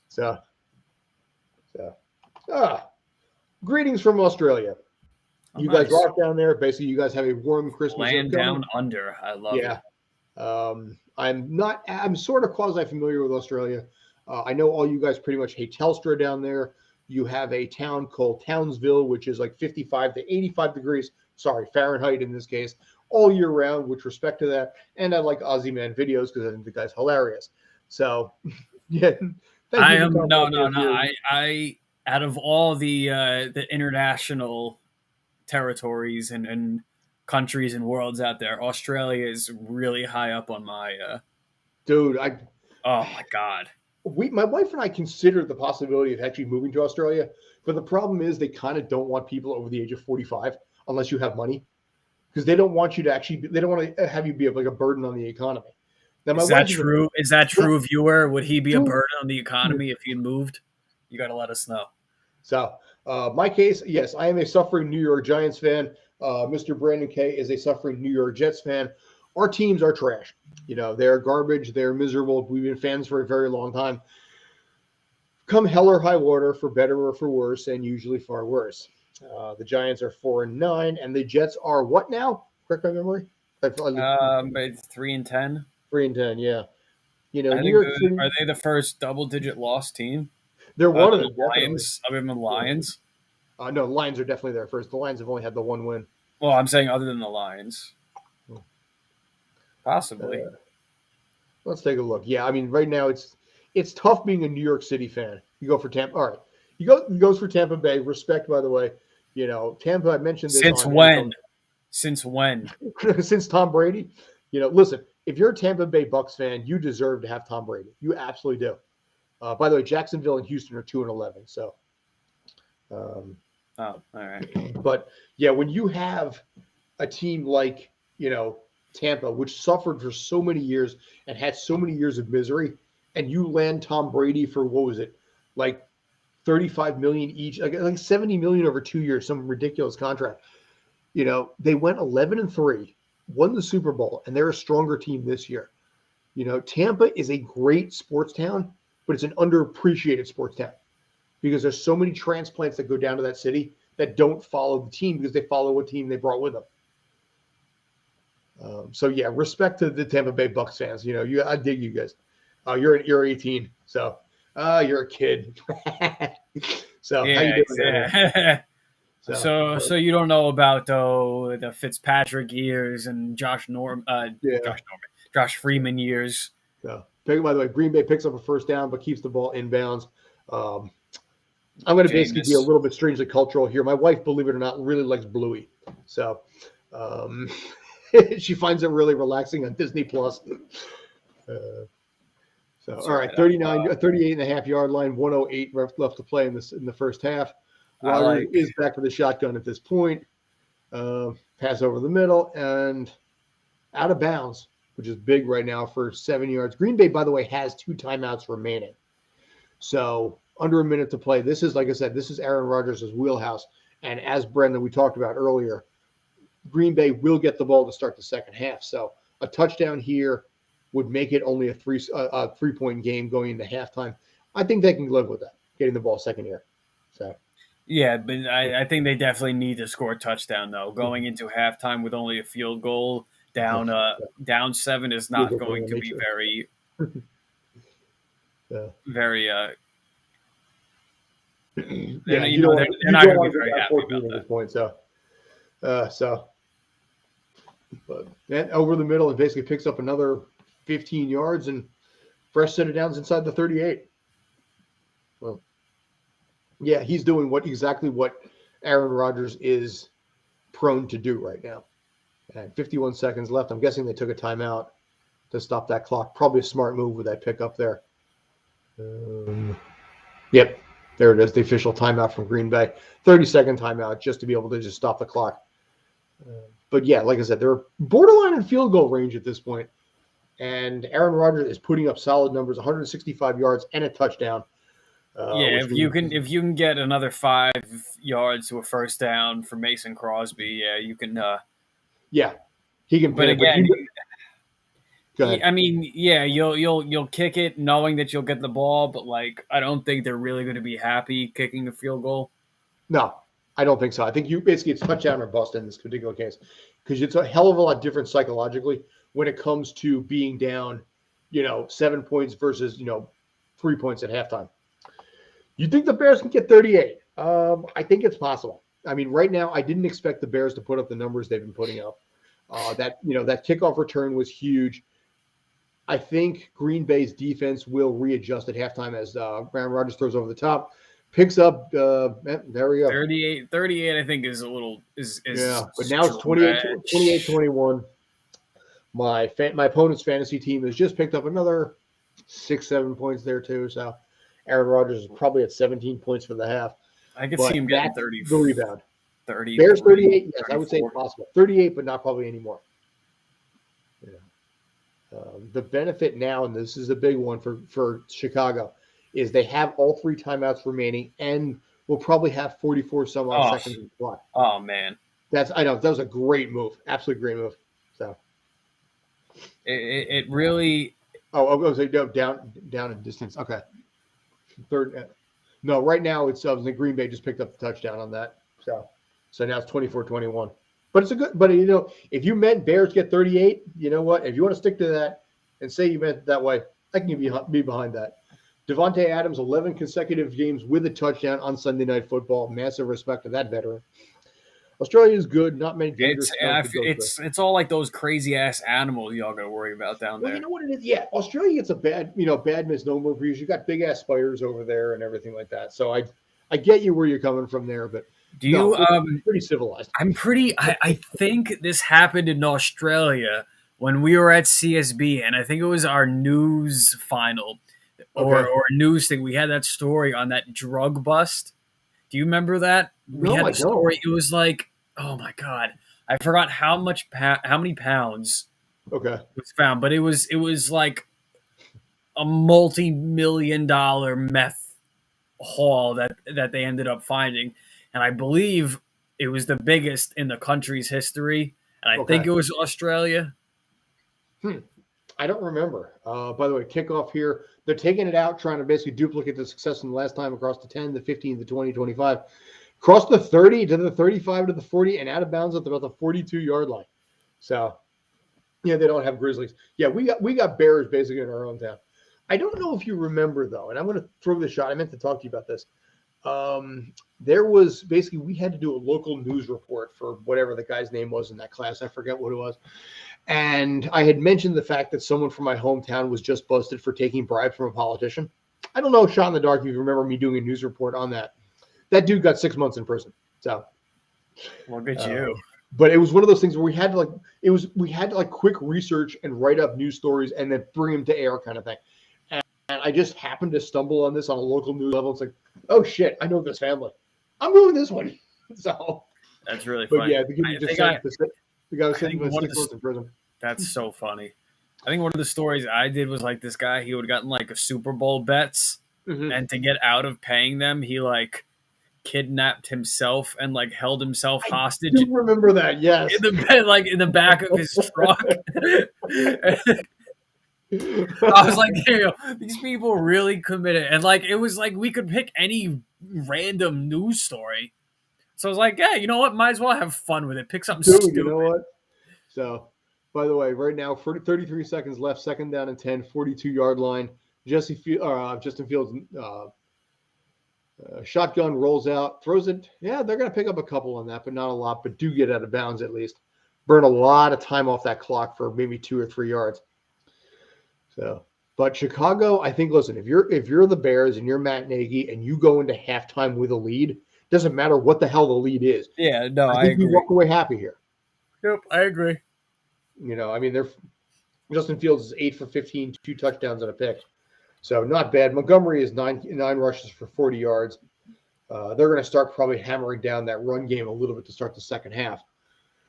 But Fields is in the backfield by himself. And he's going to take, that's a smart move. He just takes the ball and he's going to run, and he's picking up a lot on this. And down to the 33-yard line. Yeah, they gave him so much of a wide space there. So.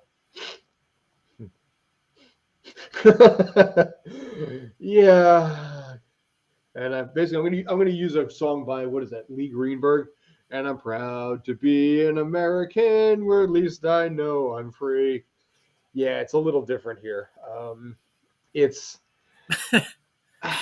it's funny. I'm gonna go a little bit on a tiny little bit into a news tangent. I don't follow U.S. news. I don't follow CNN, NBC, Fox News. I don't touch those guys. I do follow news.com.au and like BBC and things like that, but their international news section and the stuff you guys write about in the U.S. is freaking hilarious. It really is. You know, you guys just troll the hell out of the U.S. and I laugh my ass off on all of it. Because, like I said, it's far less biased, and I like that way. Anyway, second down, 10 seconds left, but to Chicago's credit, they are now in field goal range. So they've got a great chance to be able to pad this lead and maybe go up by 6. Fields is still in there, so I figure, you know what? I don't know. Correct me if I'm wrong. But I think you take one deep shot at the 20, what are they, 35-yard line? Take one shot to the end zone. Why not?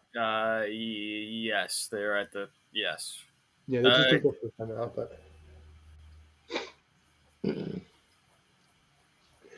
So, yeah, the 30-second timeout, I think it's a smart move in this case, just to be able to just set yourself a little bit. But the Bears are doing phenomenal, man. Holy shit. I'm really impressed with that team right now. They're staying toe-to-toe with Green Bay. If Green Bay did not have that pick six, this would be a 10-point game. Yeah, I mean, you got to, going into halftime, you have a lead, plus you gave up a pick 6. Off something that was your own fault. So you go into halftime, you tighten up the screws, you correct your mistakes, you play a second half of football that's pretty flawless. You can come out of Green Bay with a win. Yeah, and the big telling time number to me, and this is the part of it, Green Bay has had 35 yards rushing. The Bears have had 97. The Bears have 2 runners right now that each have more yards than Green Bay on the ground. Fields rolls out, pins it over to Montgomery. Thank you for the points.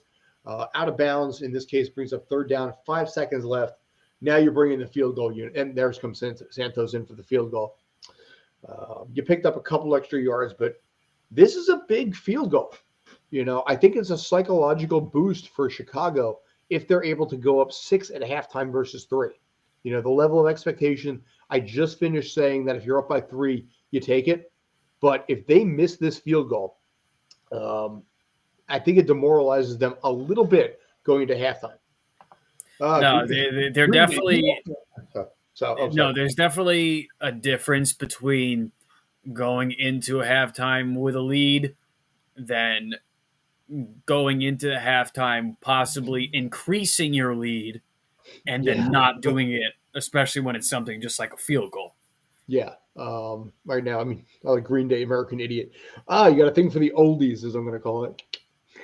That good old classic American rock. Yeah, Classic we talked rock. about that on another show where your passion for for Metallica and Guns N' Roses and the rest and all those songs from the 80s and 90s that kids are like, what the hell is a Metallica? Is that like Drake? And obviously our ACDC. Yeah, kids have no idea what that means. You mean like the power current? Yeah, kids don't know that stuff today. Yeah. Or Like I said, I've been working my way. I'm almost done with. Go ahead. AC voltage. AC voltage. What? ADHD. What? I have ADHD. that. Yeah. I have that. I take Adderall for that. Is it Adderall or is it? I don't. Something I else? don't. I don't take it. I don't know. I don't Dude, have that's it. another thing about the U.S. though. The U.S. is only one of two countries in the world that can actually have drug companies legally advertised to the consumer. New Zealand is the other one. So, but the Offspring. Oh, dude, we got a little bit of an American love affair here. Yeah. So, well, all right. So, 44-yard field goal, 5 seconds left. And Yeah, the Offspring is a solid. It's up, and it's definitely going to be good. So, the Bears are up by 6. Bears. The Bears. So, and they go into halftime up 27-21, which impressively enough, 45 points were scored in the second quarter. I think that is so cool. We never get games like that. Dude, we have games that basically don't score that much in an entire game. So, no, this is a sight for sore eyes here. Dude, I've covered so many of these games that have ended up like 13-10, 16-12, and it's like, oh my God. So it's nice to see a good old-fashioned freaking shootout. But Brady spoils Bill's comeback. Yeah, that's their advertising right now. I'm going to pop out for one quick second if that's cool, man. So, yeah. So. We got halftime here. Yeah, usually I would have picked a score like this for full games for another matchup, but this 27-21, this is, this really might be a shootout, one of these 40, 45 point affairs for one of these teams, but we've seen teams go into halftime scoring 27, 30, even 35 points, and they kind of slow it down the game, take their foot off the pedal, and they don't really break 40 points. The first game I think of when it was that Tampa Bay Chicago game weeks ago, early in the season. I think it was like Brady and the Bucs. They put up like 35 points at the half. I think they only scored 30 points at the half, and they only scored like 38 points for the rest of the game, the remainder of the game. So, this could end up being a shootout, or it could be, it could end up like that, 20, I don't know, 28, 26. If these teams make all these major adjustments and all these alterations, we could see a totally different second half of football. But I think if you are the Bears, just situationally going into halftime, I'd say you're fairly happy with this outcome. You definitely want to eliminate mistakes that on your own, interceptions, pick sixes, take care of the football. This could look pretty good for the Bears moving forward.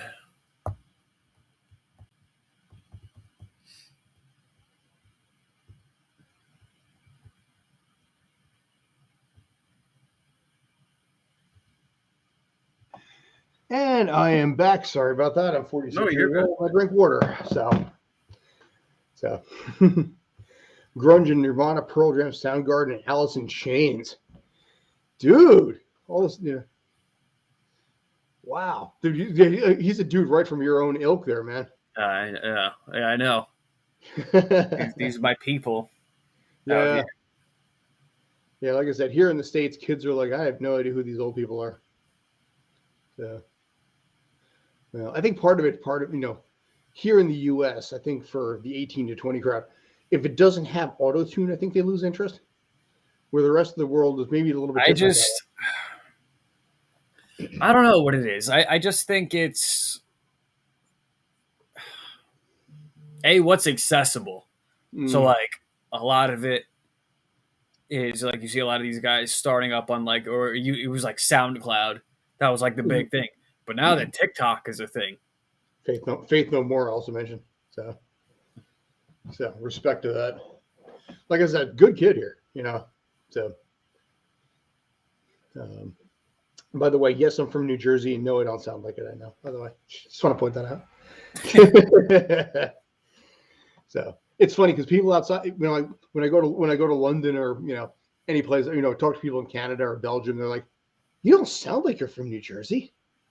And it's, what do you sound like? Well, I mean, granted, I will say when I do get pissed off, the jersey does come out when I'm a little bit pissed off about shit. I start talking like this, I got that whole thing coming in. But for the most part, I'm able to kind of keep the jersey in a little bit. But it is always kind of funny when I go somewhere else. They're like, "Wow, I thought you were going to sound like Jersey Shore." I don't think I have a much of an accent at all either. Yeah, I mean, you're Rockland County, New York, so you're like New York State. But what New York City refers to as upstate. Enjoy that laugh right there. Yeah. So upstate, it's a half hour on the Palisades Parkway. Upstate. Open your mind. Open your horizons. I thought we were from New England. Okay. Yeah, New England, yeah. We're further south from that. I was just there a couple months ago, though. But I feel like if we're being technical, USA, all of the USA is New England. In a matter of speaking, yes. We are all former England. So, yeah. By the way, they're showing the highlights of basically the game today, including the Tampa Bay's overtime win, on a touchdown, taking it 33-27 against the Buffalo Bills. Respect to the Bills. They stayed in that game a hell of a lot longer than I thought they would. But you don't beat Tampa. You don't beat Gronk. So. Yeah, no. And Buffalo, they're really on a slide. Yeah. And Dallas running over Washington. Nice. But, yeah, I mean, Buffalo, who lost a bizarre game, shall we say, at home against New England, where Mac Jones threw, I believe 3 passes the entire game, the lowest. I was really – this whole week leading up to it, I keep thinking about that game. It's like the Patriots really won the football game without a quarterback. I know. Like straight up without a quarterback. They could have had the running backs taking direct snaps. Yeah. And it wouldn't have made a difference. Yeah. It would not have made a difference. But what Obie pointed out when we were covering that game is that the genius of it is that Bill Belichick showed nothing of Mac Jones. He showed as bare minimum of what he would bring to the table against Buffalo when the two teams meet up again. So, and I've never seen anything like that. So, and I think it's one of those things that I liked the fact that he was smart with it. The run game was strong, but there were winds of up to 55 miles an hour. You see these weird things with like Madden settings where sometimes you just set like the massive wind. It was weird watching it. It was awesome watching it. I love it. It's such a good time. I mean, a 14-10 final typically is boring as sin when you're broadcasting it, except in that particular case. Then I had a damn good time with it. So. No, because it got to a point where it's like, okay, is he going to throw it yet? Is he going to throw it? Like it became like this waiting game. He wouldn't, man. I was really hoping he wouldn't. And it got to, and then I put in the trap. I was like, he's not going to throw more than 5 passes. Yeah. And he ends up 3 passes for 19 yards. Yeah, and I like Mac Jones. I like what the kids bringing to the table there. And it's last year was a very odd year for Patriot fans because you're so used to being in the playoffs that it was bizarre to actually have that off year. But you have an heir apparent in Mac Jones. Is he rusty in some places? Yes. Does he require some work in some areas? Yes. But I love the fact that he can be a quarterback for the future and Bill Belichick can mentor him and build him just like he did Tom Brady. No, I think he's got something with Mac. Also into the rap game, by the way, APC. So I'd say, let me ask you this question, bud. is there any group in the U.S. that you absolutely royally hate? Is there anything out there you're like, oh God, not those people? And Sorry, you better not say what I think he's referring to. So, but yeah, but by the way, the NBC is also promoting the Winter Olympics too. So that's going to be something I think we can try and figure out. I've got somebody on the back end that I can probably bring in to start doing coverage of that. We've got, like I said, we've got MMA coming. We've got European soccer coming. I do have some wrestling that's going to be coming too. Monobob. I want a monobob. Done. Sold. Stream Punk Sports is all about reaction to whatever's happening at the time. My guys who do Tales from the Film Set, because for those that don't know, myself and some other people have been in the film industry and doing all this kind of stuff. And we talk about that crap. We do watch parties and everything. And they're like, we want to do wrestling. And I'm like, just go.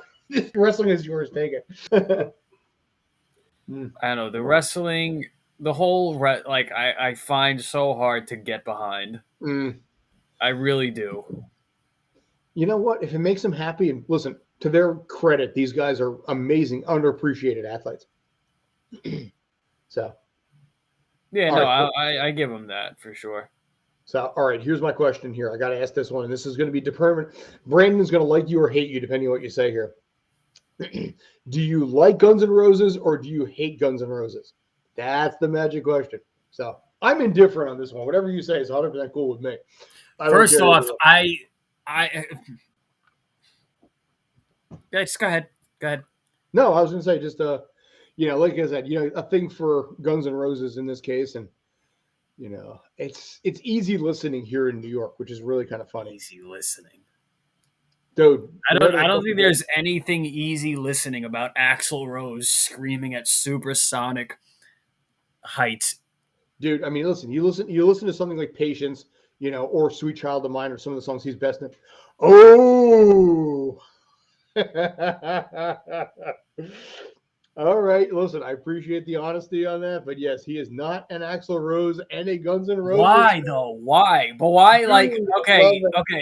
All right, but why specifically? I have to know now. Is it the screaming? Is that what you're not a fan of? Is it something you have an issue with botany? The fact that the last name is Rose. Is it the references to like Mega Man? I think what was it, Mega Man 5, where they threw, or X5, where they threw all the the characters named after Guns N' Roses? Because I didn't say yet. Front Nirvana singer. Okay. So, any thoughts to that, Mr. K? So basically, we're calling Axl Rose a Wish version of Kurt Cobain.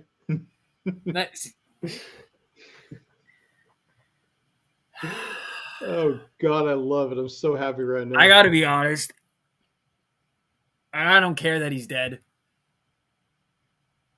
Kurt Cobain wishes he was Axl Rose. Ooh. I said it. No, I said it. I'm gonna die by that. Listen, I'm gonna die on that hill. Here's the thing about Nirvana. They got to smell like Teen Spirit, and I don't know what else they actually did. That early '90s grunge phase that we had here in the States. But dude's been dead for almost 30 years now too, which is amazing to me in my mind. I think he died in '94. By the way, I think we're going to be starting the second half fairly soon at this point. Let me look at a couple quick numbers here as I just take a look at the team stats. I just want to eyeball the time of possession and the usual thing there. So time of possession, you've been pretty much split right down the middle, 15-14. Penalties have been low, which is cool. This is setting up to, and who knows what the second half is going to be like. First downs tied at 11 that way. Total plays split down the middle. This could be, if the second half is anything like the first half, this could actually go down in history as one of the best SNF matches of all time here. So, yeah, this is pretty good so far. Oh yeah, I'm loving it. I'm still. I got to be honest though. Like I'm still shook from hearing. I've never come across anybody. Must die. Yeah. Yeah. Oh man. Listen, I'm perfectly cool with it. Like I said, you're allowed to have your opinion. I have no hate for anybody when it comes to stuff like that. Like I said, I'm from New Jersey. I'm used to getting the hate here. So, in your case, that's cool. I mean, listen, you rifled off a ton of awesome bands there. So no disrespect, no hate on my side of that. It's just funny with Brandon. It is just Guns N' Roses is like ridiculously geared at him. We got to say this about Axl Rose, very underrated musician. Mm. Well, say Obie wrote that. Had to. Yeah. What? Oops. I didn't really start that. Didn't mean to. Piano, plays guitar also. Please. Yeah. So, yeah, Obie. What did he say? Axel's better writer, better singer. I don't know. Listen, that was Elton John's thing. Elton John had, he had nothing until like Bernie Taupin came in, and then just obviously the magic happened. Meatloaf too, with Jim Steinman. You see Kurt Cobain being able to write a November Rain or an Estranged or a 10-minute, life experience in coma. No, he cannot. I don't know. He had. Oh, well, to be fair though, I will say this: Weird Al Yankovic, I don't think ever parodied a Guns N' Roses song. He did do "Smells Like Nirvana," which got him back on the charts and made Weird Al relevant again. I can't think of. The only song I could really see him doing a parody of, just on maybe like chorus structure and just lyric, the way you can change lyric, I think Paradise City. Yeah. By the way, maybe you could do a Welcome to the Jungle parody of something. Mm. So, well, but I got to be honest, I can't stand for this Guns N' Roses hate. Well, by the way, I just want to point out we're in the second half right now. We are underway, and Green Bay does have the ball. It is Aaron Rodgers, 15 for 21, 203 yards and 2 touchdowns, 13:42 remaining in the second quarter, and second down and 5. That was for JT. Weird Al only did songs if the artist agreed to it. Guns N' Roses may never have actually given permission on that. That is true.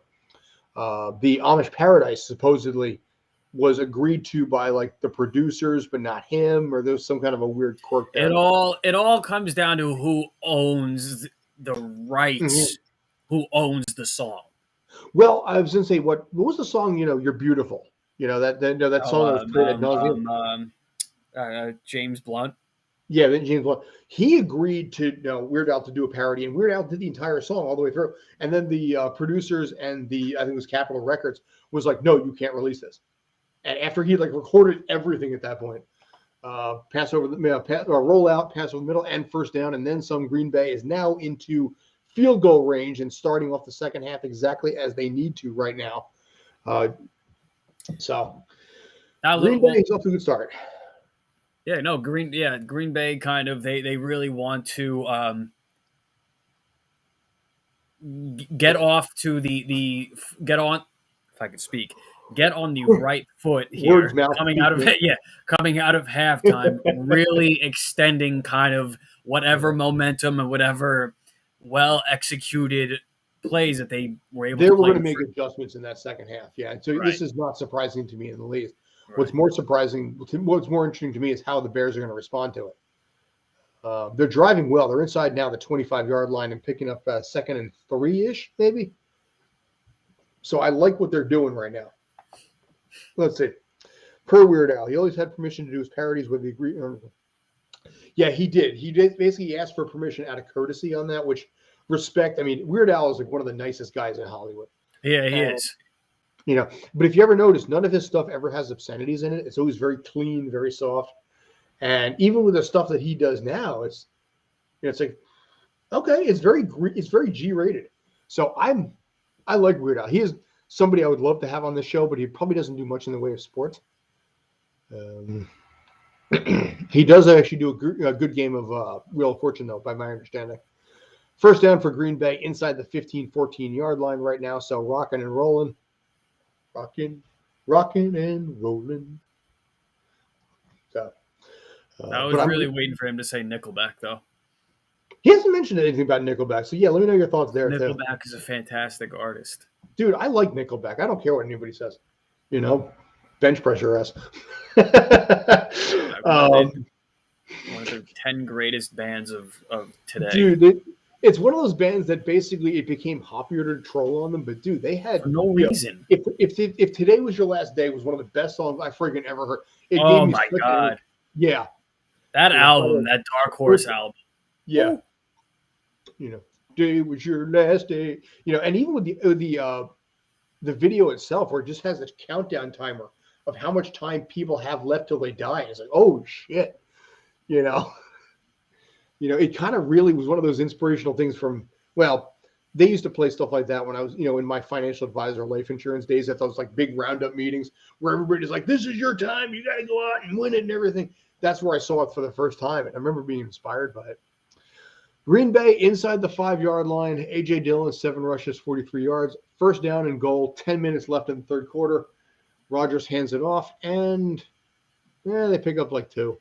Maybe 3. So, no, I don't know if you heard me when you stepped out, but I was saying with the score going into halftime, and you had 27-21. Mm-hmm. Yeah, you've had games where it ended up being like a 40, 50 point affairs. Yeah. But like you see teams that score a lot of points in the first half, and then for whatever reason they take their foot off the gas, or the other team makes all these adjustments, and they have a disappointing second half. And what I thought of was when Tampa Bay played Chicago weeks ago. I think they had Green Bay takes the lead, by the way, in the touchdown. It was like 35. They scored like 30 or 35 points by halftime, the Bucks, and they ended only up scoring like 38 total. Well, in this case, the over-under on this was 42 points, so we blew past that for the first half. So this, by the way, I found really, really, really funny. Oh, that's so funny. How old is Avril Lavigne at this point? I would almost say she's like 35 years old. Hey, she used to be married. She used to be married to Chad Kroeger of Nickelback. That is true, yeah. Avril Lavigne, how old are you? Actually, came up Avril Lavigne. She's got to be mid-30s. 37, dude. No, dude.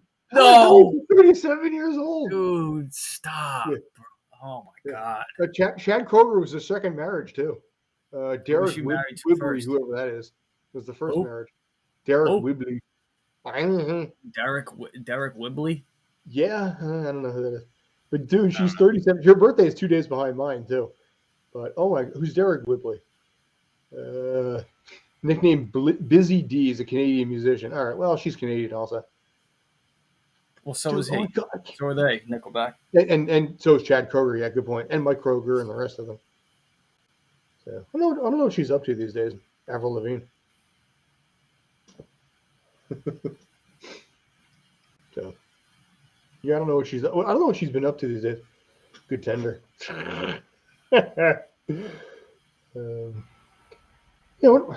Let's see. What does Avril Lavigne look like now? Let me pull this up.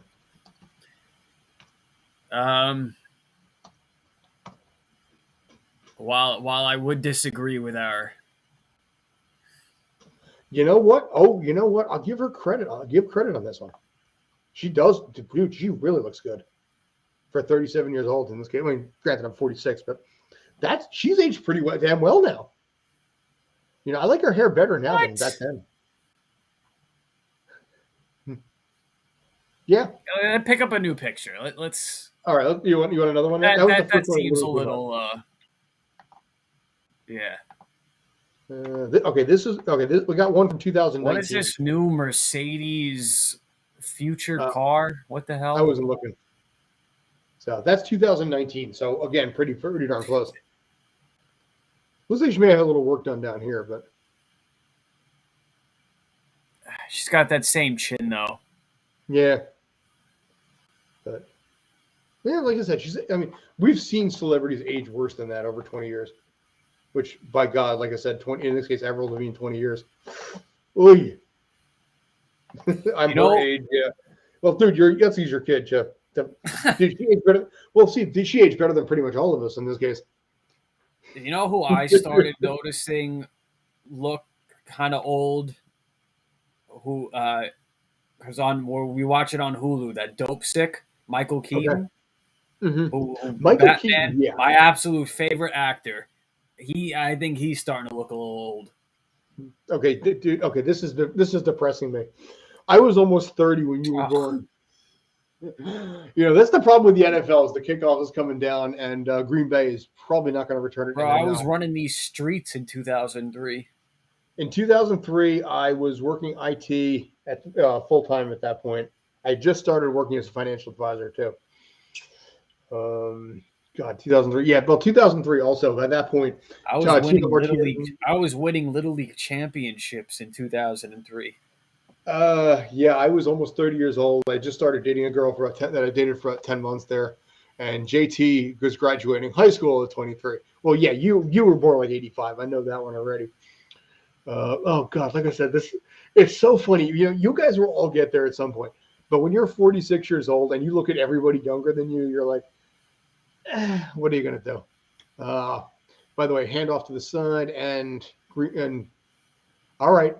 The Bears picked up about 4 or 5 when what would have been like a 3 or 4 yard loss there. So respect. At that point, that was that Cooper? So it's now second down and probably about 6. So I like what they were able to do there. But Chicago has to rebound on this.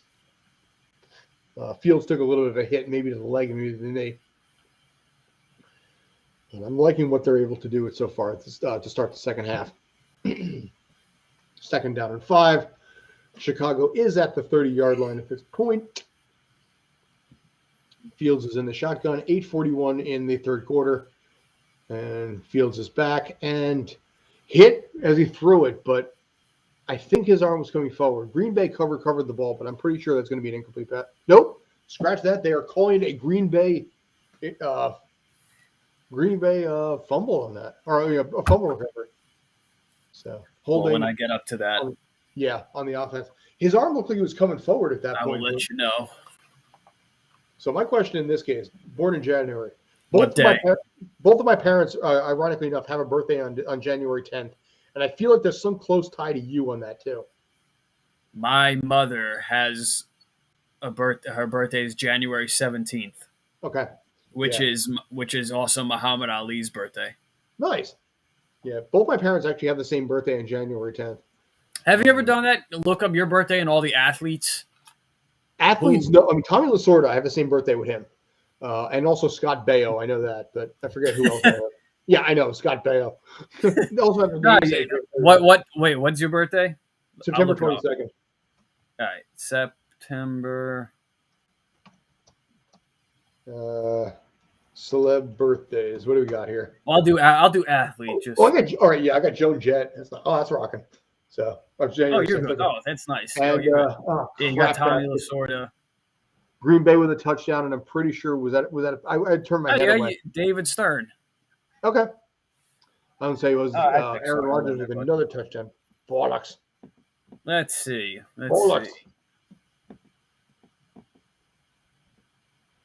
So Aaron Rodgers immediately turns that fumble into a touch. Oh no, he turns that fumble into a touchdown. And Mike Richter. Okay, all right. Yeah, won a Stanley Cup with the Rangers. 1994 broke my heart that season too.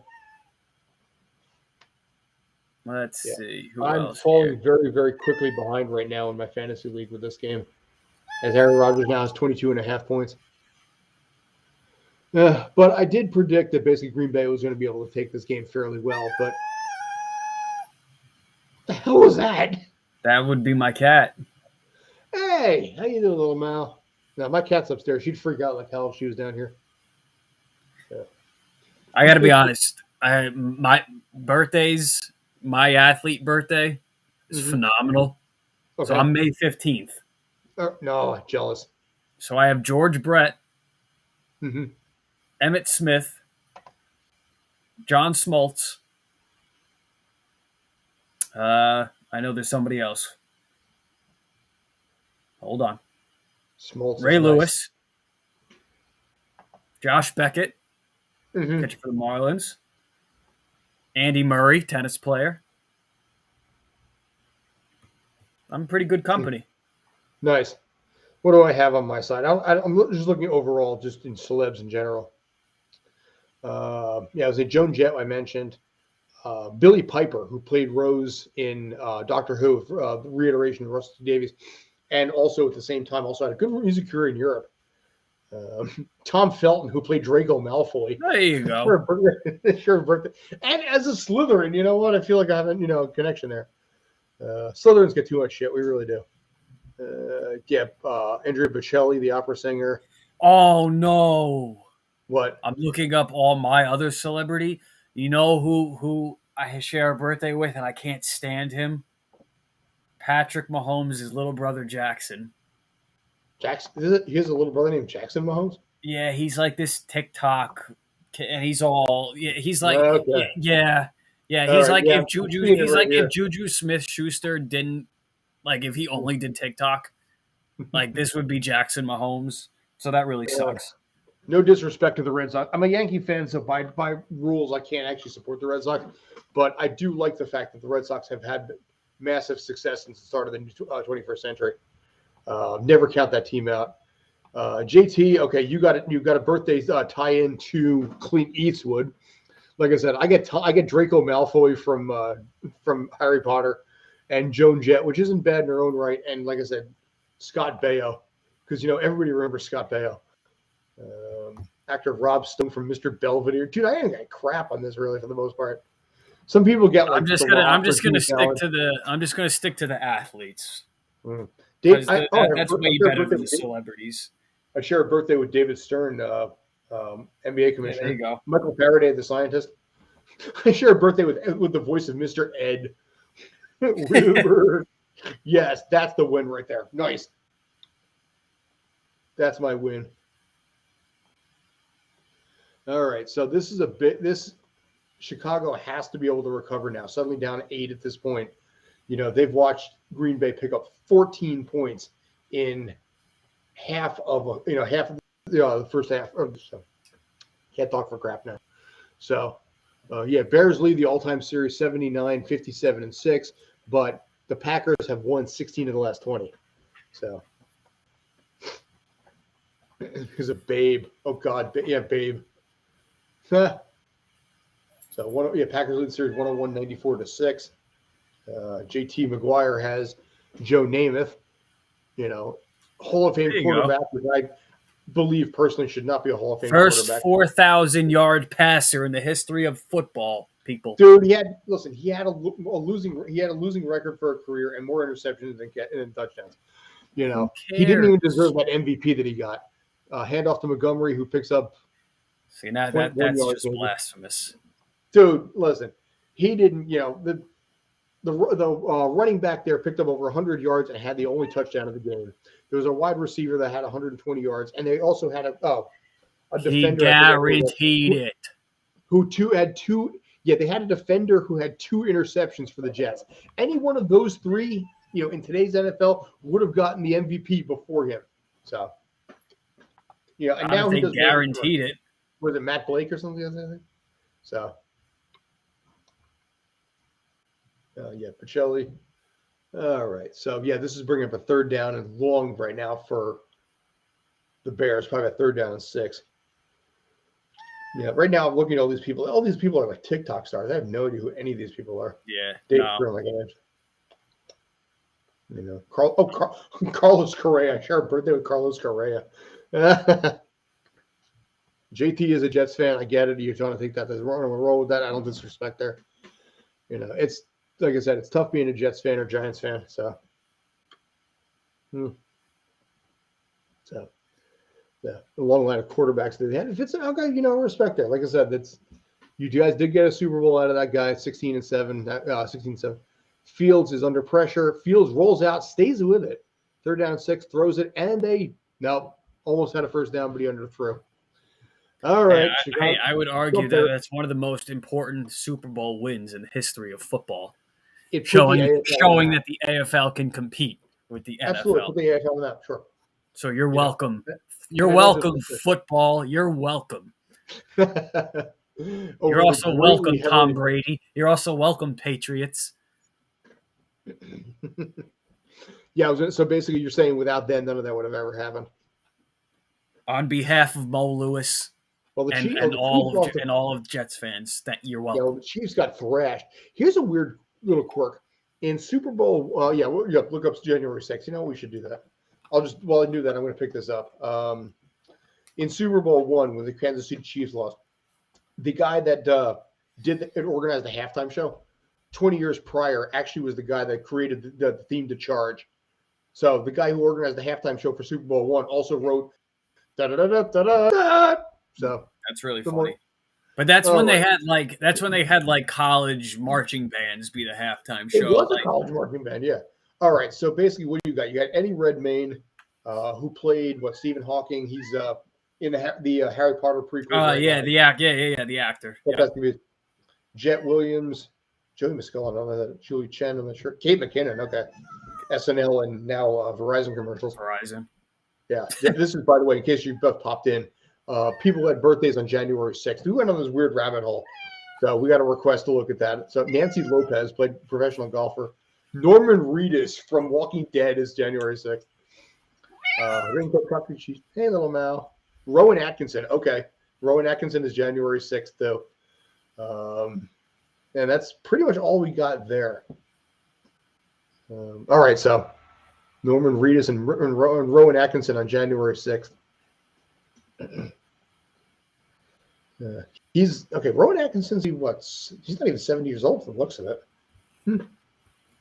Kate McKinnon, Irina Shayk, Joan of Arc was born on January 6th. Norman Reedus, Jameis Winston. Okay, are we sure about that? What's that? Are we sure about that? That seems so long ago. How could we be so sure? What about Joan of Arc? Joan of Arc. Well, supposedly yes. But meow, hey little Mal. Loving it. So Norman Reedus, like I said, Jameis Winston, and that's pretty Eddie Redmayne. So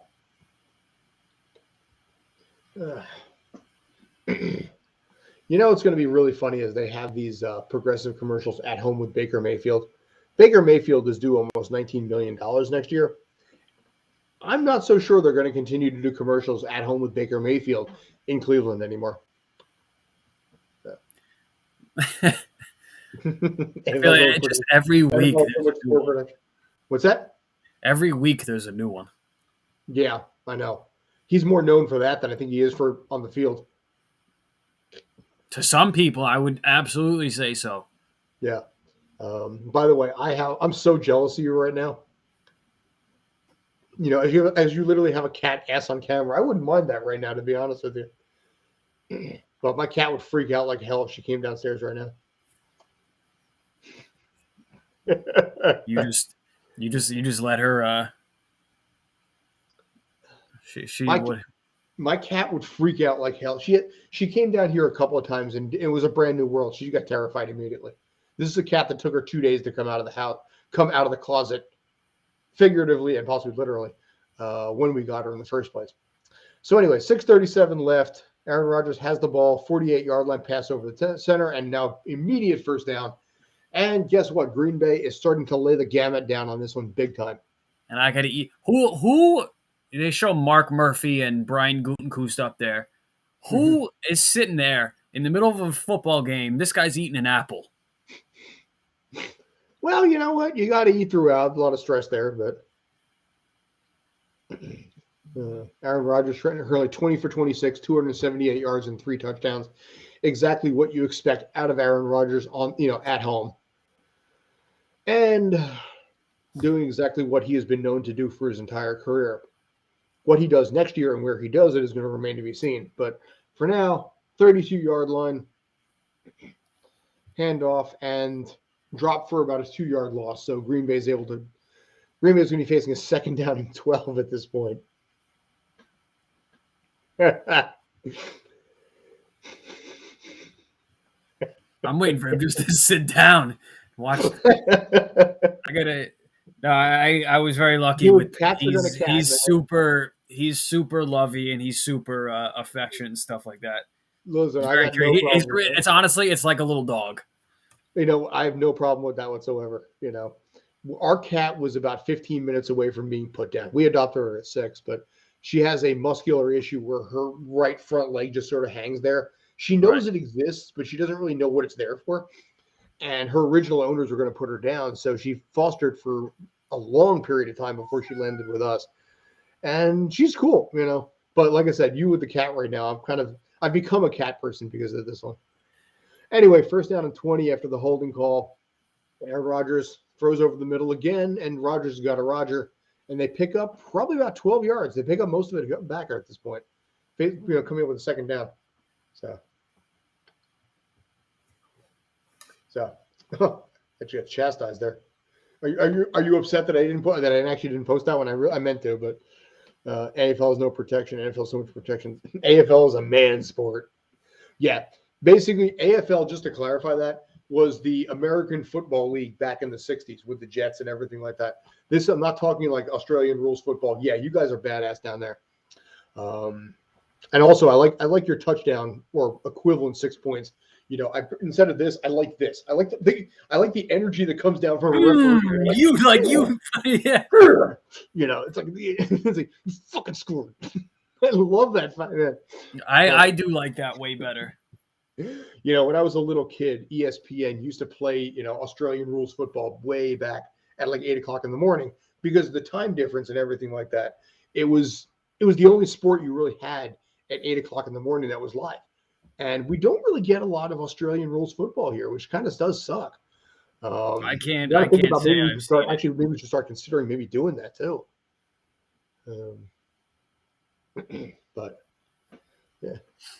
So basically second down and 8 at the 30-yard line. Quick handoff to the wide receiver and in for the first down and a little bit more late hit. I don't think it's going to be called on that, but he was sort of out of bounds. Oh, there is a flag. Maybe that was a flag for a late hit. He was already out of bounds when he took an elbow to the face. That's going to be if that is the case, that is a stupid penalty for Chicago. You know, you don't take. You're already hanging on by a thread at this point. Personal foul. Yep. Unnecessary roughness on the defense. You don't friggin' do that, man. You know, you had it. You friggin', you know, you gave it the first down, sure, but now you just gave up unnecessary yardage. You're already down by 8. You know, you don't do that to this team. So, all right, so it's 1:30 in the afternoon. That's right, because it's like 10:30, almost 11 o'clock at night over here. But 8 o'clock in the morning here in the States, they would be playing a lot of Australian rules football. And also for you guys over there in Australia, it's currently summertime. Here, it's cold as crap. So, but all right. So basically, 4:23 remaining. Throws it into the ground. I think he was out. I think he was out of the pocket, so that won't be. What's the temperature where you are in Australia? I would love to know. Yeah, I was gonna say, what town are you in, dude? Doesn't matter. We'll convert it.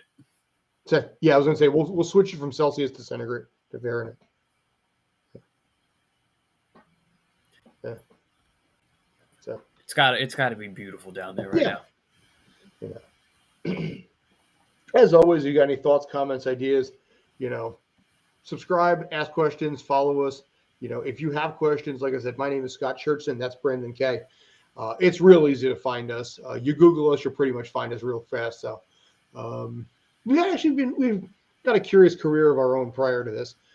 Second down and 8 at the 8-yard line, and bringing up a third down right now. So, but yeah, follow us on Instagram, Facebook, Twitter, Twitch, and also on Twitter at Streampunk Sport, and also Facebook now. So, I know cricket. I know the general rules of cricket in general.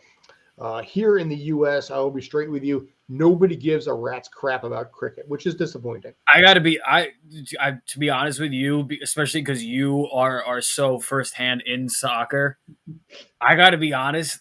I would be more into cricket in the United States than soccer. Fair. Cricket. I straight up, and I've seen a lot of international, especially Indian leagues, like cricket. I would love to play cricket. Cricket, I think it works better when you have 120 pitches. You know, the old school style of cricket where it would go until you had 10 outs on each side, it drags these games on way too long. JT basically just commented, nobody cares except in Edison. Edison is a huge Indian community, so that would make sense that cricket would be popular. But the benefits to cricket is the fact that there is such high scoring there. You literally get four just to hit the ball and have the ball hit the fence is 4 points right there. Over the fence is 6. You can really rack up a lot of points there. And with the 120 pitch system, it's if that's the way you're going to run with it, it makes it a little more defined than 10 outs, keep rolling. Kicking ass to England Jazz. Yeah. Cricket. Cricket, I think I probably do prefer cricket to baseball a little bit more, but here in the States, it's the other way around. Additionally, I would go so far as to say I would probably prefer rugby a little bit more because, again, it's continual. The big problem with sports in the United States is that there's so much downtime between whatever action ends up happening. And as a result, we're getting bored with our own sports. Our ratings are dropping. Rugby, even cricket and sports like that, these things go on for a while, and it keeps people entertained. Rugby, I never cricket. Like I would take cricket over all soccer, rugby, all of this. I would take cricket over. Rugby is very. It's too chaotic for me. Mm-hmm. Like I can't sit there watch rugby and not think of like 5-year-olds at the soccer field, like all like I straight up like that's what I see. One of those kids there, yeah. So and I can't. All right, Gold Coast.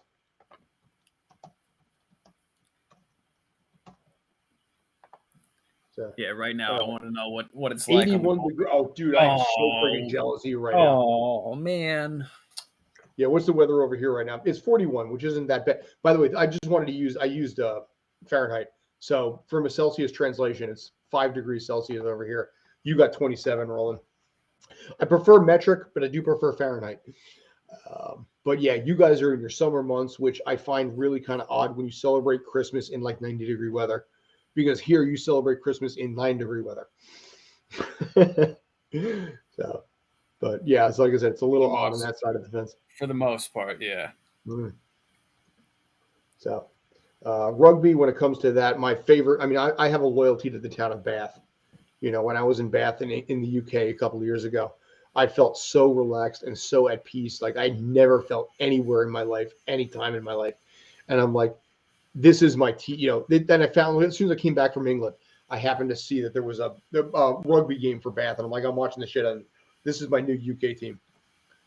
Ironically, as all the numbers on like Stream Punk are starting to drop as we're talking non-football. But anyway, coming back to point on this. You mean we're supposed to talk football? Yeah, there's a sport team game going on right now. Yeah, like one time, big whoop, and you had none of our stars. But like I said, this has been a good game so far. I've been impressed with it. You beat Bradley Beal and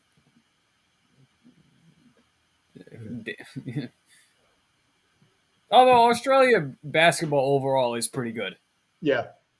I gotta say. Is true. Yeah. There was some massive I don't know if it turned into a brawl, but I just saw somebody dunked over Matthew Dellavedova. Mm-hmm. And they got like into I don't know, Australian basketball gets pretty crazy. International basketball has absolutely improved since like Dream Team 1 back in, what was that, 92? Back in 92 when Dream Team 1, you had all these teams from other countries asking for autographs from like the U.S. basketball players. Yeah, of course. When Michael Jordan and Karl Malone and Magic Johnson are beating up on Ethiopia and Transylvania, of course they're gonna win. Yeah, of course they're gonna win by 89 points. But yeah, it was so funny watching Bosnian players be like, "Can you sign this basketball?" It's like, dude, we just played you 10 minutes ago. Yeah, I know. But now, it's such a more international sport that it's a lot different. And I'd like you to sign my cape so I can bring back to Transylvania for my family. Oh, it's a good opportunity for me to be the Russian type or something. Oh God! I was saying the Bears just fumbled the kickoff, and they were able to recover it, but they're setting themselves up as they're at their own 12-yard line, and down by 11 as we're closing out the third quarter. Why ESPN has not updated, I don't know. I'm going to do. But right now, Green Bay is up 38-27. They just picked up the 30-24. They just fumbled the ball and almost lost it on the ensuing kickoff, but were able to recover it quick enough. But the Bears are starting to fall apart right now, 38-27. Oh, he held it right there. He just battering ram. Yeah. Just took a helmet, just popped that ball right out. I would go so far, and if I'm wrong, let me know your thoughts. I would almost consider 4-down territory right here. Great probable catch. I look pretty good.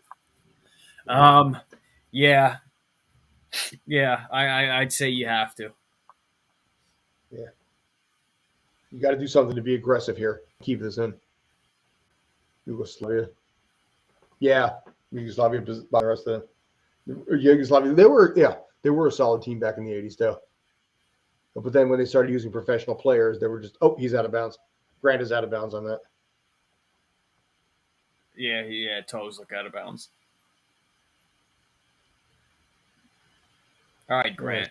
You had a great game, but that wasn't your play, bud. Just take. Yeah. Just right now, Justin Fields is 9 for 18 for 150 yards and 2 touchdowns. So compare that to Aaron Rodgers, who's 22 for 29, 296 yards and 3 touchdowns with no interception. So compare that to Zach Wilson. I mean, really, it's like a.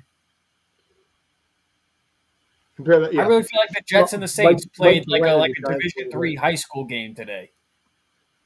Dude, it's tough. I mean, listen. The Jets are the best Division III football team in this area. I'm sorry, they are. Giants are the best Division II team. I know. That's the funny thing about the New York City area. Like I said, it's the hotbed. You got the Yankees, Mets, Knicks, Nets, Rangers, Islanders, Devils, you want to call it New Jersey, and then the Giants and the Jets. And it took a soccer team that people in New York never even knew they even had to be like, we won a championship the first time in 2012 for the city. We have a soccer team. And it's so disappointing. By the way, 2nd down and 16. They picked up a couple of yards, but not a whole hell of a lot. So the Bears are looking at a 3rd down and ridiculously long with 2 minutes left and down by 11. Now, I had predicted at the beginning of this game that Green Bay was going to win 31-13. Green Bay is starting to run away with this a little bit right now, and this is a big 3rd down. Let me ask you this.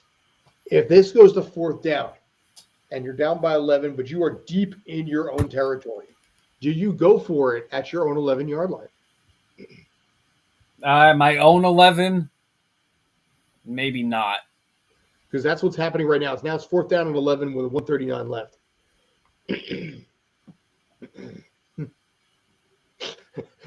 As we just have a cat wipe going across camera right there.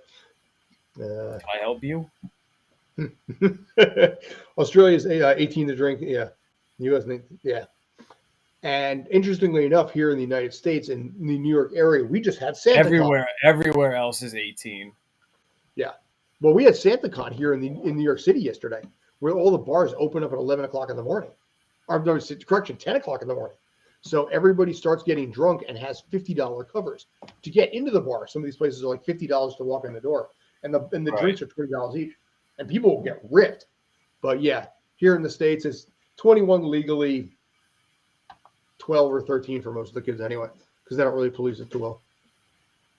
So, all right, so the Bears ended up punting the ball back. Green Bay has the ball close to midfield at this point, and has a chance to go up by literally 2.5 touchdowns here. Bears have at this point given up 17 points. They've scored none. So they have not had the second half that they probably had hoped to have. And Green Bay pretty much did exactly what Green Bay was expected to do.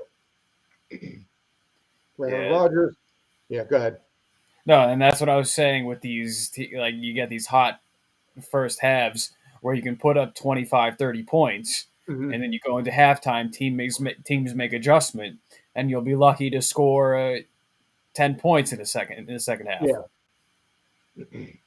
Rodgers is scrambling, and Rodgers does get sacked. Only a couple of yards, but if you're the Bears, you take what you can get right about now. Yeah. Gibson is definitely more than fired up on that sack. But Rodgers again, takes another sack. Yeah, he does. It's only a couple of yards, so it's not big of a deal. But what's telling here, I'm not sure if it shows up on screen.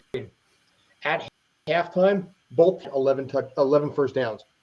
Green Bay has gotten 10 first downs in the third quarter. The Bears have gotten zilch. Zero. Yeah. The time of possession has been very one-sided as well. But to their credit, the Bears do have 3 sacks to Green Bay's 1. Yeah. And setting up a third down in about 4 at this point.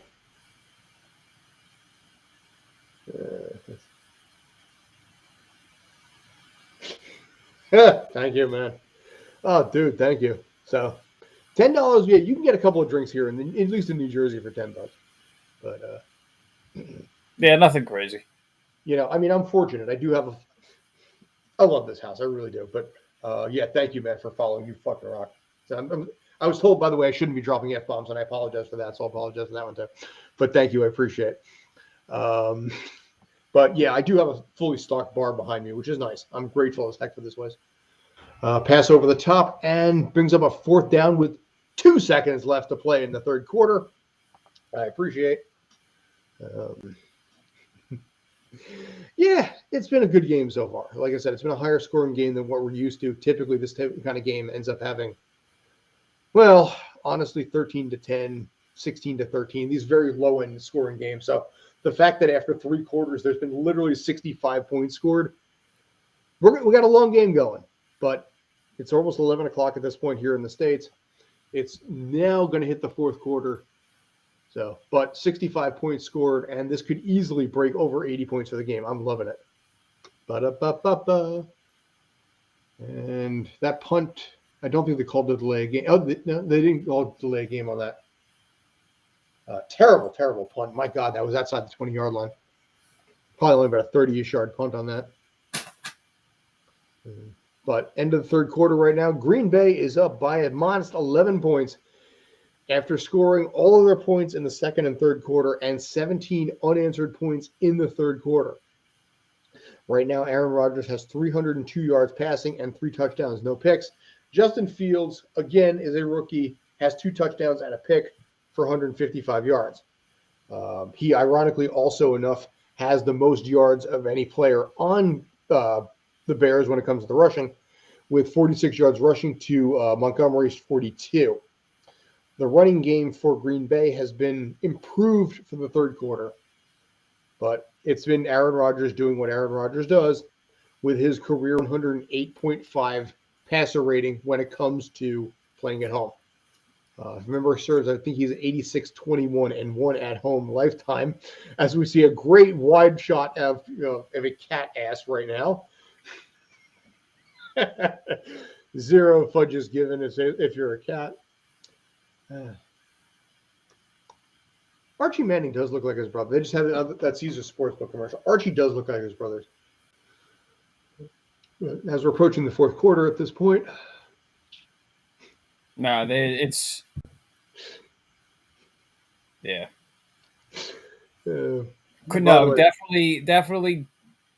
In order of looking like Archie, I would say it's Cooper, then Eli, then Peyton. Mm-hmm.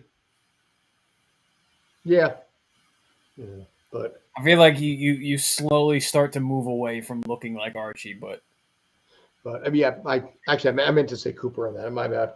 But yeah, Cooper was supposedly the best of the 3 when it comes to basically the players that were there. Archie, it's funny. I guess I probably watched Archie when he played, because I think he retired after the 84 season. So I guess following the Giants and starting in like 83, 82, 83, I'm guessing I watched the guy, but I don't fully remember. Yeah, because after New Orleans, he played for... He ended with Minnesota. That I remember. Minnesota, that's what I thought. Yeah, because I mentioned this on Stream Punk Sports on the YouTube channel, because one of the things that we do is we have a breakdown on, what's upcoming, everything that's happening there. And there was something about Archie Manning in 1984 that I remember seeing him when he retired. I forget who was playing, but he went like 3 for 7 in passing. It wasn't a great game. Odds to make the Super Sounds like a Zach Wilson game. So, odds of winning the Super Bowl, big surprise. Tampa Bay is at 32%. I don't know about you. Let me ask you thoughts on this. New England is obviously climbing, and they've got a lot of experience under their belt. If this is a New England-Tampa game for a Super Bowl, give me your thoughts.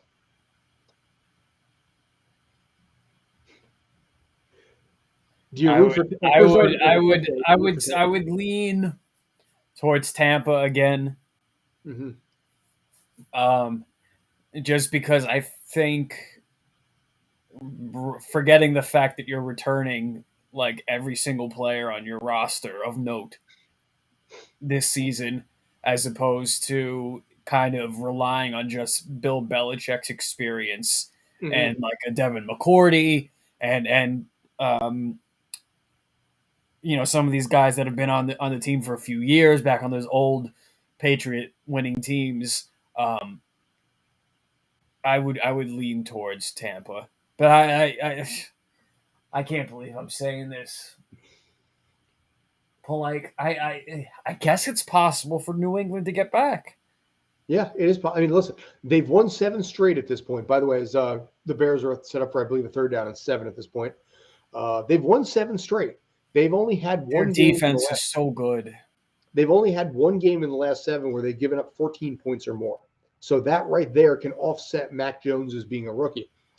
3rd down and 7. Fields is back, throws over the top. High pass, but I think he is short by maybe about a half a yard. Had been passed to Robinson, Robinson been a little bit lower, he probably would have gotten the 1st down, but he had to leap for that.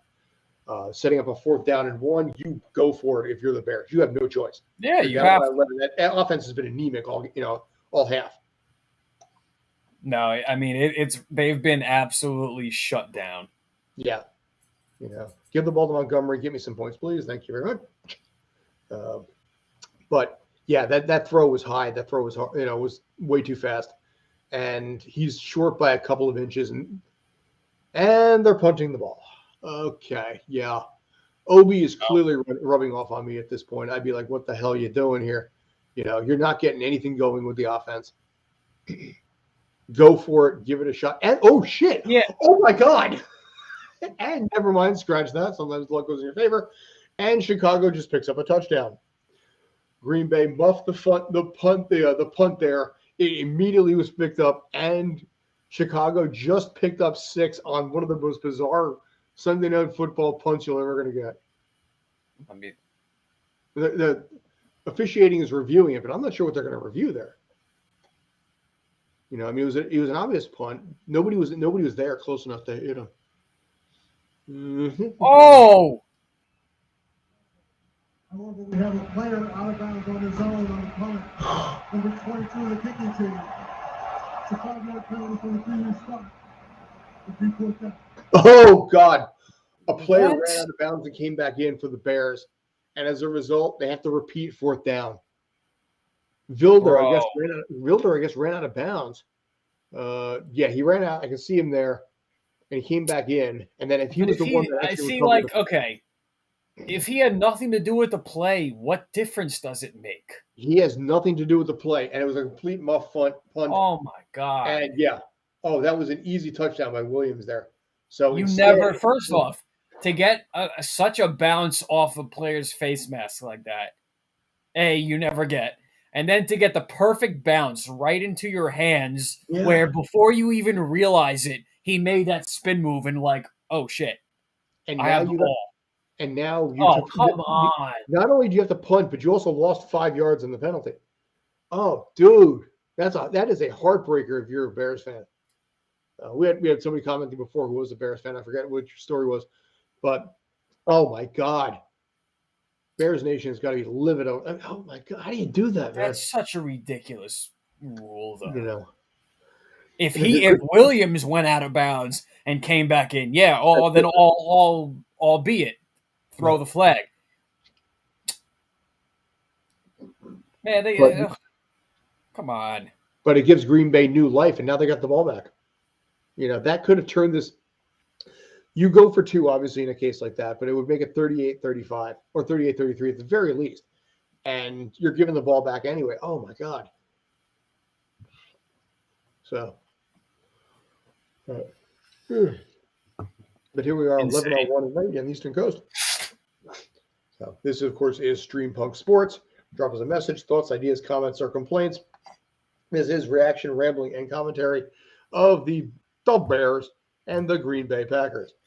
Follow us also on Instagram, Facebook, YouTube, and Twitch at Stream Punk Sports and at Stream Punk Sport with no S at the end on Twitter, because Twitter only allows 15 characters. It's kind of annoying.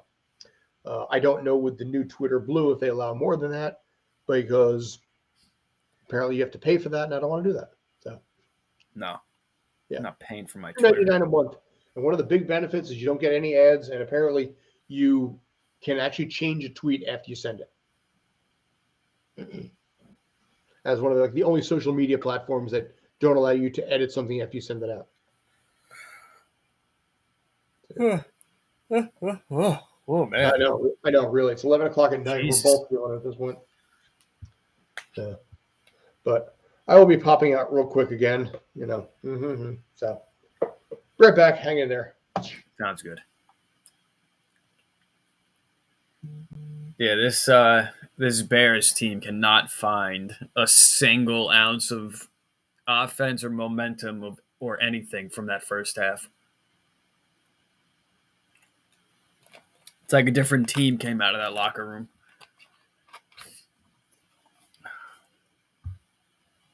I mean, totally abandoned the run game. I mean, it's not that you were down so far where you had to just completely throw the ball to get back into it. You're still within one or two scores. You got that lucky but unlucky break with that punt. To get a bounce off a face mask like that, and to get a fumble recovery into a touchdown that was so smooth and so fluid. I mean, he was in the end zone before he even realized it. Just to be canceled out by some ridiculous, non-impactful play at all is really a letdown. It's really a gut wrench. And we'll see how they respond. Bears got a bear. So, but yeah, 13-11 left at this point. First down and 10. Aaron Rodgers has the ball at the 29-yard line. And at this point, if you're Green Bay, I would say you just start running the ball and just burning this clock. Wait, hold on. How they're showing these Olympians, mm-hmm. and they're showing 3 people. 2 people say wheelchair basketball, but there was only 1 person in a wheelchair. Huh. I didn't see that part, but wheelchair basketball is freaking badass. I got to tell you. But so what? But you telling me that guy's not in a wheelchair though? For wheelchair basketball, you have to stay down the entire time, even if you use crutches or something like that. I missed it. I didn't actually end up seeing it myself. So I have neither opinions either way. They had Olympians at the stadium with their medals and stuff, and they were showing the 3 of them, mm-hmm. and there were 2 guys and a girl. The guys did wheelchair basketball, and I think she did curling. Okay. And they showed the 2 guys, but 1 guy was in a wheelchair and 1 was not. Like, 1 could have been out there on the field playing football. Mm-hmm. I'm. Years ago, I knew a guy that he was like a 70-year-old lawyer who used to do wheelchair basketball. He had polio way back in the 40s and 50s, and this dude so did FDR. Yeah, this dude was jacked. Oh my God, he was huge. 3rd down and 2. Pass is complete for the first down, and Green Bay gets a brand new set it down. But jacked, where it was like just only upper body. Well, yeah, because he was paraplegic, so he didn't have. But dude, his arms were like the size of my head, and I get it, but I was like, dude, massive amount of respect for this guy, because it was just guns upon guns. But yeah. And I was a financial advisor. He was a lawyer that was working with us part-time. But right now, Matt Nagy's record, they're showing it 12-4, 8-8, 8-8, 4-8. So a whole lot of eights going on right now. Green Bay does have the ball, 11 minutes left, first down at the 44-yard line. Handoff, and This guy, Matt Nagy, was 12-4 with Mitch Trubisky. yeah, but hasn't been able to duplicate that success with, what is it, Foles or now Justin Fields? Foles. Or even with Trubisky. You couldn't even recreate it again. Well, in theory, he's going to be out at the end of the season anyway. Rutgers native, by the way, fun fact. Or like New Brunswick native, I believe. So, but yeah, the clock is running on this one big time. 10:27 left. Just across midfield, a hair of it. And again, running the ball because the Bears defense is burned out at this point. They're tired. They're exhausted.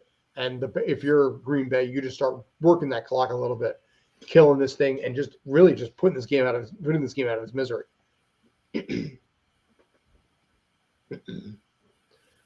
This, of course, would guarantee the Bears a losing season with that ninth loss. Much like, again, the two teams in New York. Where's your cat? He's laying on the bed. Nice. Pixar. I love it. Very responsive. This one's not. Only when she wants food. But. Oh, yep. See, now I summoned him. Yep. What do you want?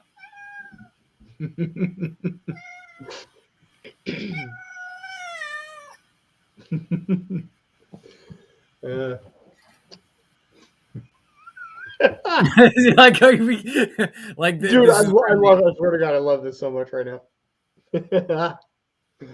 So, well, at least I'm not seeing a cat ass again. It's like, let's scratch that. Never mind. Nope, now you just got a tail. Now you just got this puffy ass tail. That's a good. It looks like a tiny little mic. Yeah, it's a boom mic. So I believe we just had our first time out of the second half right now. 8:54 remaining. Green Bay just took a timeout, and 2 timeouts remaining. Second down at 8, inside Bears territory and threatening once again. Of course, this is. Are you kidding? Brandon Kay's cat.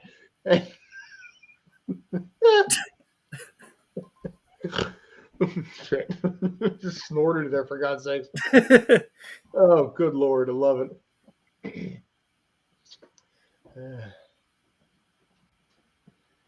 Yeah, Bears six head coaches for the Bears. Combined record 14-43. Yeah, so it's been tough if you're a Bears fan. Yeah. Take a look for a second, see what their record has been over the last few years.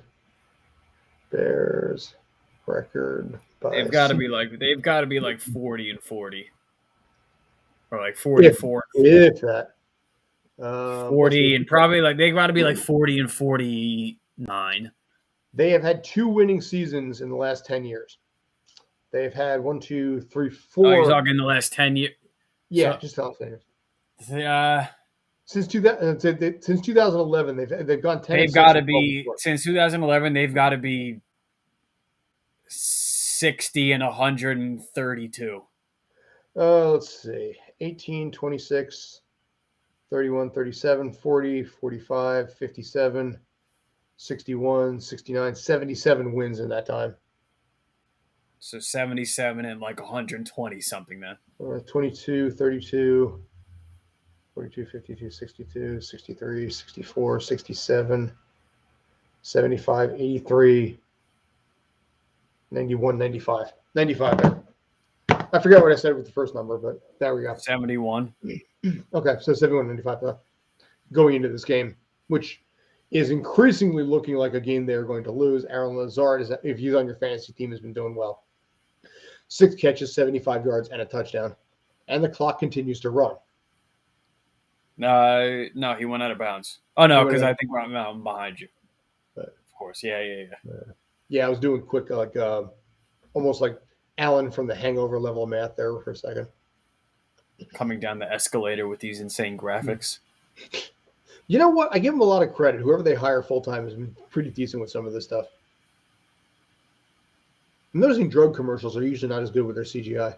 But passer rating for Aaron Rodgers last 4 games, 132 and some change. Google search. It's just showing right now. Who owns the Chicago Bears? First person shows up, Aaron Rodgers. Aaron Rodgers does own the Chicago Bears. We know really that. Does. So, but 29-yard line, 2nd down and 9, and now 7.5 remaining in the fourth quarter. Pass over the middle and short of the first down by about 3 or 4 yards. But again, that clock continues to run, and now you're under 7 minutes. If there's only one tiny little thing that could hurt the Bears or the Packers right now, and it's minuscule, is they're only down to 1 timeout at this point. But I don't really think it matters too much to them because you're up by 11, and again, you're threatening. A touchdown, a field goal is not what I would go for right now. I would almost consider trying to go for 4th down if you have to.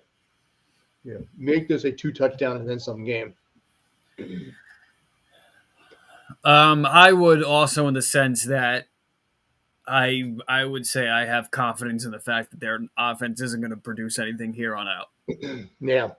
So they end up picking the Green Bay picks up the first down anyway, so it's a moot point. But Matt LaFleur's regular season record is 25-9, and interestingly enough, by the way, he got his start playing some sort of professional football. He never played in the NFL, but he played 1 season with a team called the Omaha Beef. And I just Omaha Beef, and I just find that really funny. And then he started working his way up to the college. That's got to be That's got to be like independent. The indoor football league, yeah.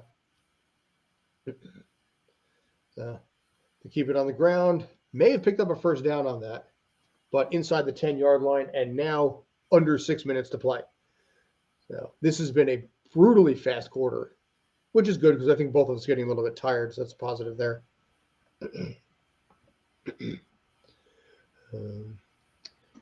Let's say Allen was hit at the line, but still was able to turn it into an almost first down there.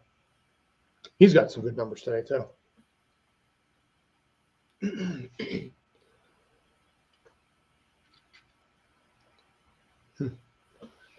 15 for 71 yards for Dylan. Jones, 35 yards and the touchdown.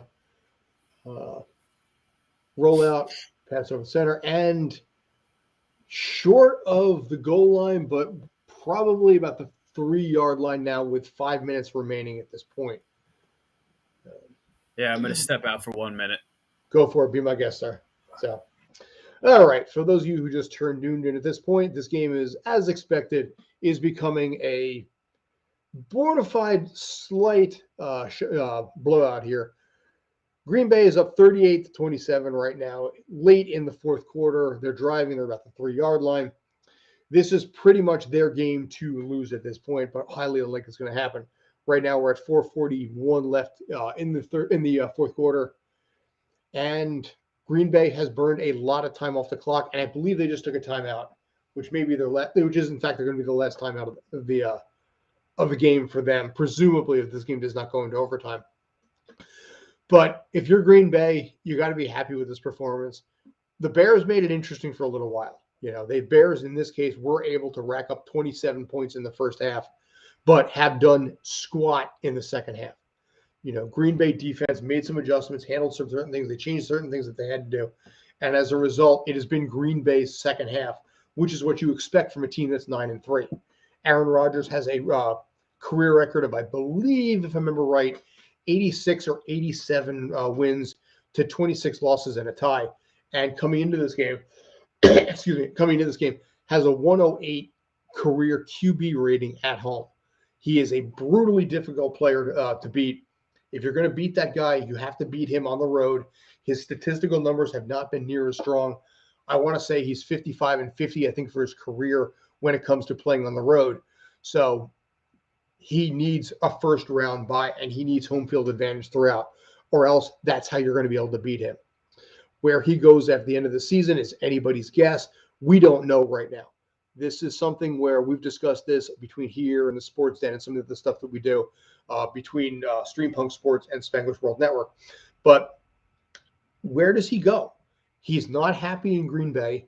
He is still absolutely somebody who has a lot of potential and can bring a lot to a team. So where is his future going to land him? I don't think he's done yet. I don't think he's going to retire. But does he go to a place maybe a little warmer like Tom Brady did, going down to a place like Tampa? Maybe he goes to a team like Atlanta. I don't know. If I had to guess, I would say it would probably be an AFC team and a team that he hasn't played near as much, but a team that gives him the opportunity to win. I don't know what the situation is right now in Tennessee. I can say it'd be certainly possible for a guy who wants to win another championship, because you'd combine somebody like Aaron Rodgers with somebody like Derrick Henry, presumably if he's healed. And that would probably be enough to get the Tennessee Titans over the hump to be able to win a Super Bowl for that team. They have never won a Super Bowl in Tennessee. They came close. They're a yard away back in 1999. But would Aaron Rodgers consider going to Tennessee? And if you were Tennessee, would you drop Ryan Fitzpatrick for Aaron Rodgers? Sorry, lost my voice there for a second. Welcome back, sir. 4.5 minutes remaining in the game at this point. Green Bay has the ball at Chicago's 3-yard line, is still up by 11. So for you specifically, Brandon, nothing has changed since then. Throw and another touchdown, and my fantasy league is completely pooched at this point. And they're getting creative with these cheeseheads. Yeah. You saw the cheesehead with Darth Vader? Yeah. Yeah. Yeah, I'm looking at them right now. And there was one where they had the top hat. But if Guns N' Roses ever decides to play in Green Bay, Slash can wear a cheesehead top hat. With that, does he still have the hair, or did he get rid of that? Oh no, he has the hair. Good. He's got the same top hat, hair, aviator, sunglass combo. Yeah. Well, obviously, probably a little grayer at this point, one would assume. The kick is up. That is good. Not really. Really? That hair really has not grayed too much at all. Honestly, just a little gray in the scruff, even. Well, he's probably got to be. Yeah. He's got to be 60-something now, too. Slash is late 50s. Mm. I don't think he's 60 yet. Slash is 56 years old, and apparently his real name is Saul Hudson. Yeah, Saul Hudson. I can see that wouldn't work. Of an interracial marriage. And his mother was Ola Hudson. I believe his one of the parents used to do like a lot of like costume I was just pulling that up, yeah. like design work with like David Bowie and some of these older guys. Yeah, Ola Hudson, his mother. David Bowie, Diana Ross, Janet Jackson, Lennon, and Ringo Starr. That's really impressive, by the way. But yeah, Saul Hudson is not exactly a really good name when it comes to some of Guns N' Roses. No. Yeah. For the nickname apparently comes from one of his father's friends. Okay. That would like see him running around the house, and he would be like just zipping along, like slashing through it. So okay. They joined a group called Road Crew back in 1983 initially. And there was also, he was in another band like Black Sheep. Well, Road Crew also had Duff McKagan. Kagan is on bass, Steven Adler on drums. That's interesting. Yeah, that was your core there, and then they bring in Izzy. Mm-hmm. little tidbit: the Rose in Roses is from Axl Rose, but yes. the Guns in Guns N' Roses is from Tracy Guns from the band LA Guns. I remember something about that. Yeah, because LA Guns was also 80s as well. Yep.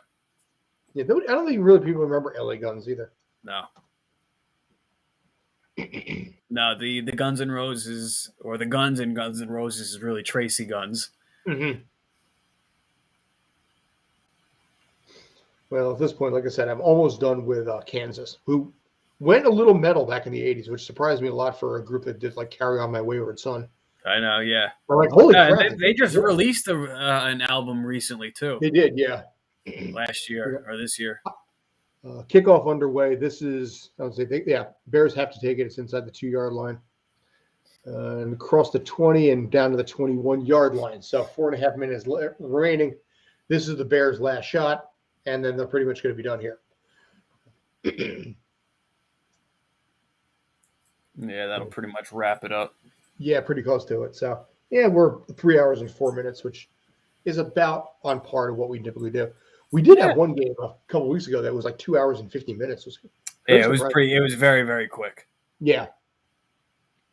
This game, actually, the first half was fairly quick for the most, initially, the first quarter especially, I should say. But Justin Fields is back, 427, and avoids the sack, runs it for the first down, slides, and picks up 12. Oh, stepped out. I'm watching the game. I had no idea he left. All right, so 4:13 left. That's I'm cool. I do see a cattail going in the back there, though. No, it's actually the dog tail now. Oh, it's a dog tail. Oh, yeah, it's got myriad dollars. Yeah, I know. I got the whole. I got everybody down here now. Nice. And by the way, as always, you can find us on Instagram, on Facebook, on YouTube, and also on Twitch at StreamPunk Sports. And unfortunately, because Twitter only has 15 characters allowed, StreamPunk Sport with no S at the end. But drop us a message if you've got any thoughts, ideas, comments, or complaints. Basically, the furthest we've gotten now is Australia. So kudos to y'all out there. And we're plugging along. So we got about 3:45 left. How much further can we go? Yeah, first half, Bears had 247 total yards. Second half, they had a whopping 41. So massive, massive difference there. And that's the adjustment that was made by Green Bay's defense. Fields takes it, throws over the top, and incomplete. He threw it too high. But that brings up a second down and 15 at this point, and this is 4-down territory for the Bears.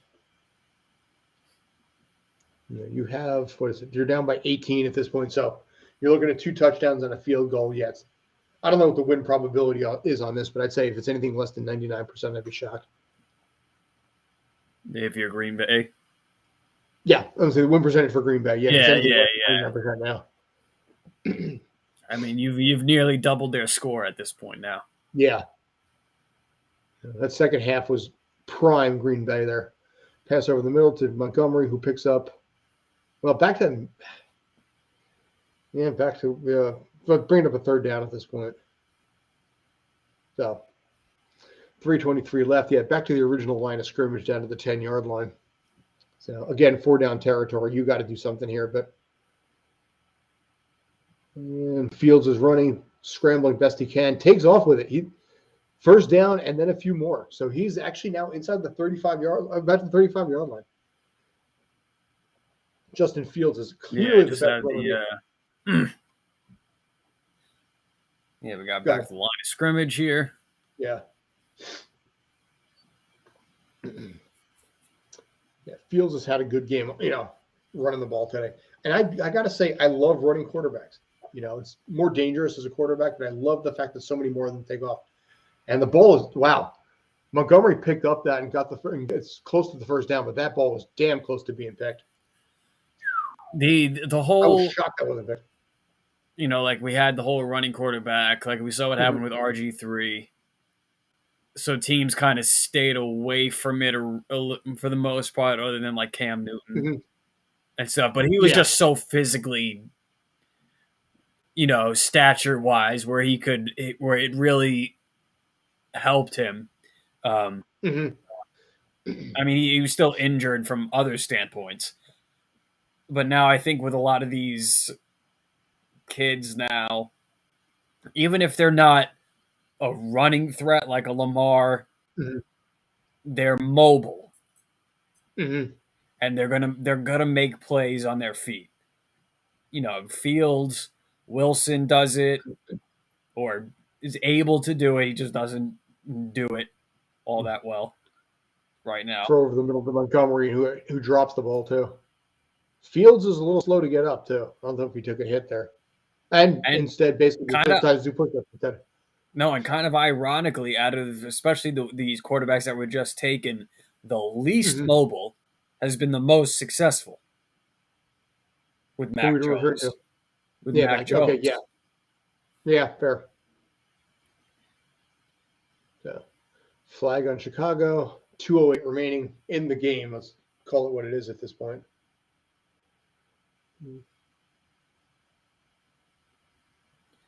Yeah. Ooh. Fields took a helmet to the ass, but not so much the ass part, but just the helmet, and his neck just turned in a weird way. Wait, he took That's why he was his photographed. helmet to another ass or another ass? Hey, basically his helmet to another ass. He was driven into a lineman's ass, um, but yeah, it was okay. He did some push-ups afterwards. I don't So even know Field why he's still in the game. depends on what they do with this drive. It's now basically 1:59 left, so we've got the 2-minute warning happening. The Bears are down by 18, but driving. They have all 3 timeouts, but this is a very tough situation if you're a Bears fan. They got Sunday Night Football to plug next week. Tom Brady taking on the New Orleans Saints and Alvin Kamara, who also had a solid date today, coming up after getting injured. Tom Brady, Well, of greatest of course, all on time. a team on such a skid, a losing skid. Yeah. Well, listen. I mean, the Titans took on the Jaguars. The Jags are going to lose 13 of the next 14. Lost 13 of the last 14 seasons. So Plus, they were shut out.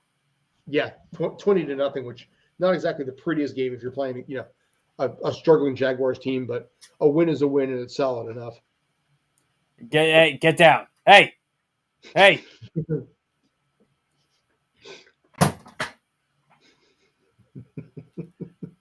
Oh, now he thinks he's Slash all of a sudden trying to play. By the way, I just want to point out that he actually was talking to some of you guys on Facebook right now, saying, and not to his. Was it the cat or the dog? No, the cat. He was climbing onto the amp and was gonna play with the guitar. Yeah, Slash all of a sudden. Well, it's all right. I like the cat. So, but yeah, it's 1:59 left. Second down and 11. Green Bay is very likely on their way to be able to pick up another victory. Wow, Tom Brady ties Jerry Rice for scoring the most touchdowns after 40 because his old ass has to run 10 times. Dude, you know what? He's under contract at the age of 48 years old. That would be the oldest player in the NFL history, tying George Blanda, who by that point was a kicker. So I think he has aspirations of going to 49, maybe even 50 years old. And let's face it, I think he could. This is a confident Bears fan right there. Yeah, right. Justin Fields with an underhand throw to get out of traffic to get the ball to Montgomery. It probably should have been a drop pass because it's burning a lot of clock right now, but I'll take it for my fantasy points. Literally an underhand throw. You'll love it when you say it. But 3rd down and 8 at this point at the 25.5-yard line. Fields is back after being under shotgun. Pumps, tosses it towards the end zone and incomplete. Towards the end zone, not into it, but it's a 4th down and 8. And this is your ball game pretty much. I don't know necessarily if the Bears would even bother calling timeouts at this point. If they don't make the first down here and turn the ball over on downs. Sometimes there's no like a lot of times there's no point with these late games, but like there's actually no point. Yeah. They're kicking a field goal. All right, fine. I guess I kind of get it. They need the points anyway. Wow. 75 points. Yeah. Yep, there it is. The kick is up, and it is good. So it is now a 45-30 game here. But again, how polar opposite were these halves for the Bears? Oh, yeah. I mean, and that's what I was saying when we went to halftime. You stepped away. I was like, yeah, we could see this game go up to 80, 90 points even, or it could stay exactly the way it was. Or in one case, you could have one team score 45 points and the other team just, that's it. You're done. You played one half of football. And I said this, I was like, I don't even think the same team came out of the locker room. Mm-hmm. No. I was like Green Bay did the adjustments that they had to do to make sure that they were going to be able to keep the Bears' offense from being able to make any headway. And you know what? They absolutely did. They came out of halftime taking away every single chance Mm-hmm. and any ounce of hope that the Bears had of winning this game. They immediately said, "No, the hell with that. We're taking this game and this rivalry and our ownership of this team back over." We're not done yet. How will we not be done? Dude, we're not done yet. There's no flags? Is that going to count? I think I'm looking at this AFC. Hold on. I'm looking at the playoff pictures. Touchdown on this. So, I don't know where that stands. If it, wow, Packers have been a strong second half team all year. They really have. But also, when you look back to that one fumble recovery that should have been no way. Are you? Why are you waving that off though? I don't understand. Somebody out of bounds on that? Oh! Somebody out of bounds. Who? Like the coach who's supposed to be out of bounds, or some?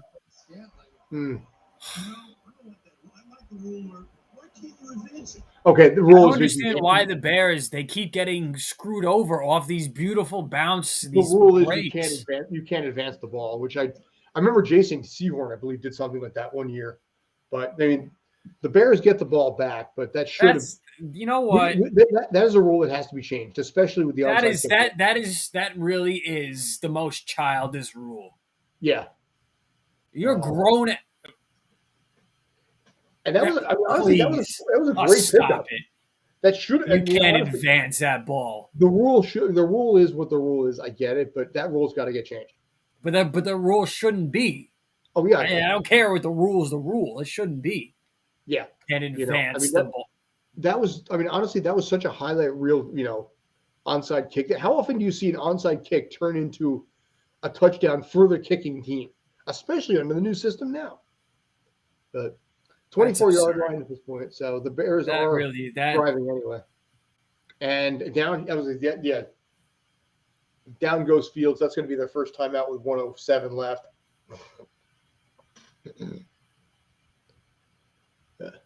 Smith of Green Bay is fired up as heck. Aaron Rodgers is pointing out that it's in fact second down, or possibly he's giving a peace sign. I'm not sure which. All he is saying is give peace a chance. Or maybe it's ball two. Could be ball two. Yeah. So how many downs I got? Four downs. Yeah, they got 4 downs. So. But yeah, this brings up a second down and 18. The Bears had to take a timeout there. Impressive that they were able to recover that ball, but oh my God, that should have been. That is actually, if you look at it, 2 touchdowns for the Bears tonight that they lost. One of their own doing, one because of a call. Well, with the pick six. Yeah, well, no, not the pick six. The fumble recovery and the muff punt. Oh, yeah. The player stepped out of bounds, and that was the end of that. But all right, 32-yard line, second down and 18. The Bears are down by 15, but trying to make something happen in any way they can. Throw over the top, caught by Montgomery, who I think is out of bounds. They're calling him out of bounds on that, but it's going to bring up a third down and pretty long. These are garbage yards at this point and garbage points for anybody who has a Bears person on the fantasy team. Bears are taking the second time out. Okay. Right now, Montgomery has not been terrible today. 42 yards rushing, but in this case, 6 catches for 39 yards. So he's been solid as far as that part of the defense goes. So 11 plus points for me. So I'll take what I can get. And Fields definitely has ability to make the plays, but you got to eliminate the mistakes. Yeah. And the mistakes are what separate good teams from mediocre teams from bad teams. Every team has a day where they got crap games, but good teams can find a way to win in spite of it. Bad teams lose because of it. And timing of when you lose it too, and when you make these mistakes. Fields throwing over the top just for grins, and it's incomplete. 4th down and 13 at this point.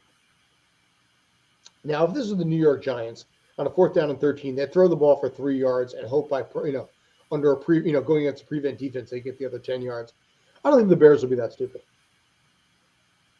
Nah, I don't think so either. But you never know. They are Bears. The Bears. Yeah, another losing season is on the way for the Bears.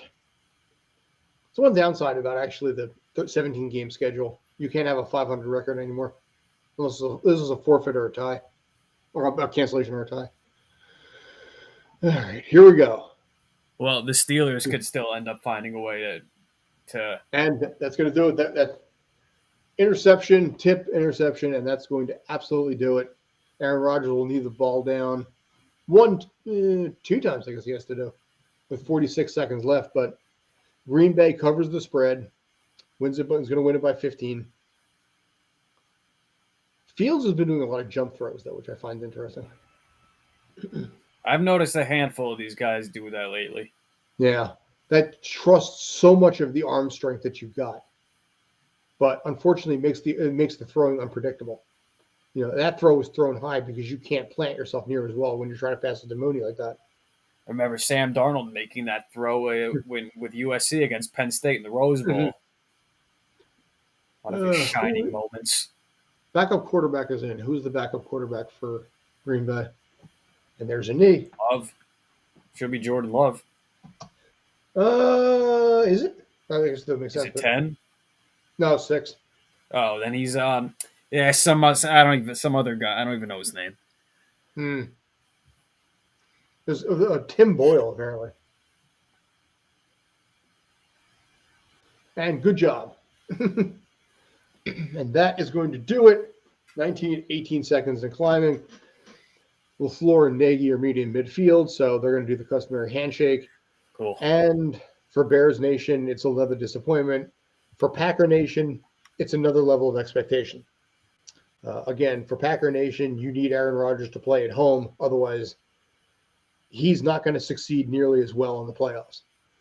I'm going to start wrapping this up, but Brandon, do you have any final thoughts, sir?